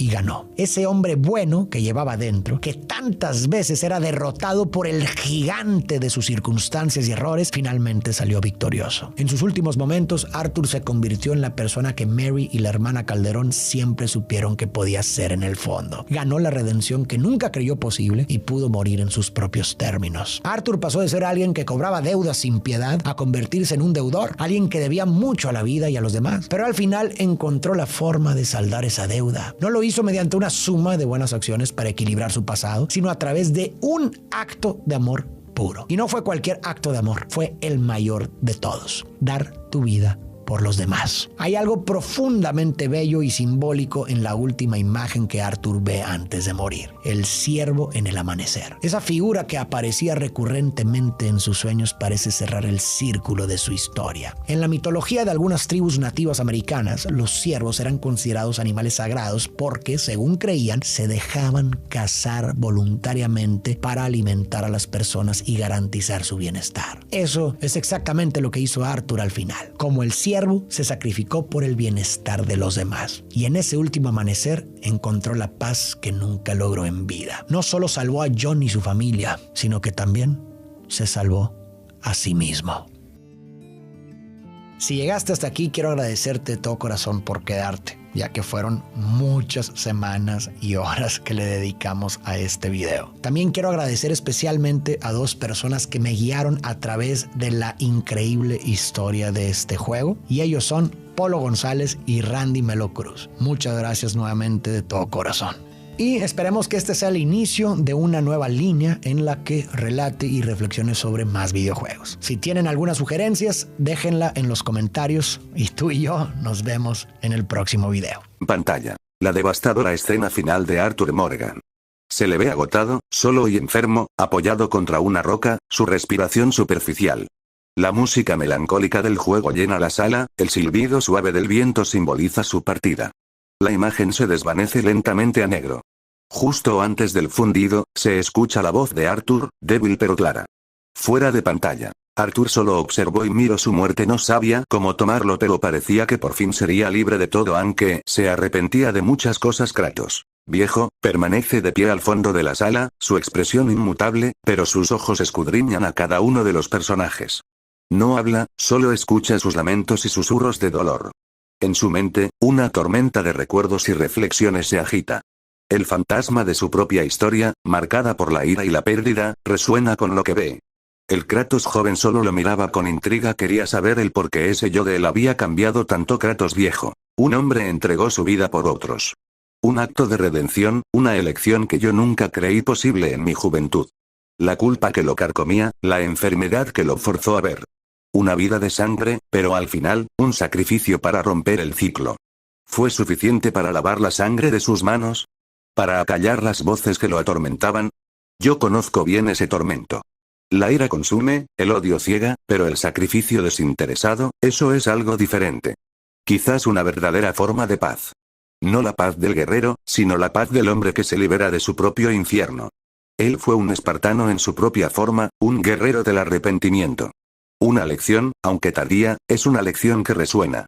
El valor de lo que uno deja atrás, es lo único que importa al final. John Marston. Su voz es apenas un susurro que se quiebra, las lágrimas recorren su rostro endurecido. No, no así. No tenía que ser así, se cubre el rostro con las manos, los hombros tiemblan, el llanto lo ahoga, él merecía más. Sadie Adler. Sus ojos están rojos e hinchados, su voz ronca de dolor, pero con una fortaleza que apenas la sostiene, se fue con honor. Como el hombre que era en su corazón, no como el que lo obligaron a ser. Aprieta los puños, la rabia mezclada con la pena. Ese bastardo de Mika. Él no lo merecía. Me aseguré de que yo cobrara la deuda. Por Arthur, por Jake, por todos los que perdimos. Sadie Adler. Mirando a Dutch con desprecio, y tú lo dejaste morir. Tú elegiste a ese animal de Mika sobre nosotros. Sobre Arthur. Tu ceguera fue su perdición. ¿Puedes vivir con eso, Dutch? ¿Puedes dormir por las noches sabiendo que el mejor de nosotros se fue por tu culpa? Dutch van der Linde. Se levanta bruscamente, su rostro pálido y contorsionado por una mezcla de negación, culpa y agonía. Sus ojos están salvajes y vidriosos, mira la pantalla en blanco con incredulidad, su voz un grito ahogado. No. ¡No! Esto no es verdad. Él era fuerte. Arthur no podía, no así. Se agarra la cabeza, tambaleándose, como si su mente se rompiera. Él me falló. No, el grito se convierte en un lamento desgarrador. Yo le fallé. Cae de nuevo en su asiento, destrozado, incapaz de articular más palabras coherentes, su mundo se ha derrumbado por completo. Se ve su mano temblar al borde de las lágrimas. Mi madre siempre me dijo que un líder no abandona a su gente. Y yo lo hice. Dutch van der Linde. Levanta la vista, sus ojos inyectados en sangre, señalando la pantalla con una furia desquiciada. Mika. Ese traidor. Él lo arruinó todo. Lo mató. Yo lo haré pagar. Lo haré pedazos. La justicia será mía. Será la última cosa que vea, la cara de su propia muerte. O sea, Mateus. Se acerca rápidamente a Dutch, poniendo una mano tranquilizadora en su hombro, su voz firme pero suave. Basta ya, Dutch. Basta. La venganza no traerá de vuelta a Arthur. Solo más sangre, más miseria. Ya hemos visto suficiente. Striker. Sí, esto hace llorar a cualquiera, pero no a mí. Striker toma su tableta. Sus dedos se mueven rápidamente por la pantalla, tecleando un mensaje. Un momento después, una figura entra en la sala. Es un asistente, vestido con un uniforme impecable y una expresión serena. Asistente, Codex. Hola, Striker. ¿Necesita algo? Striker. Sí, Codex. Quiero que le des un mensaje a la biblioteca. Diles que esta sesión, la del viaje de un alma quebrada, ha sido particularmente instructiva. Y que la añadan a los archivos de referencia para el estudio de la redención tardía. Codex asiente, su rostro impasible, y se retira silenciosamente, dejando a Striker solo en la sala, con la pantalla aún en negro y la música melancólica resonando en el aire.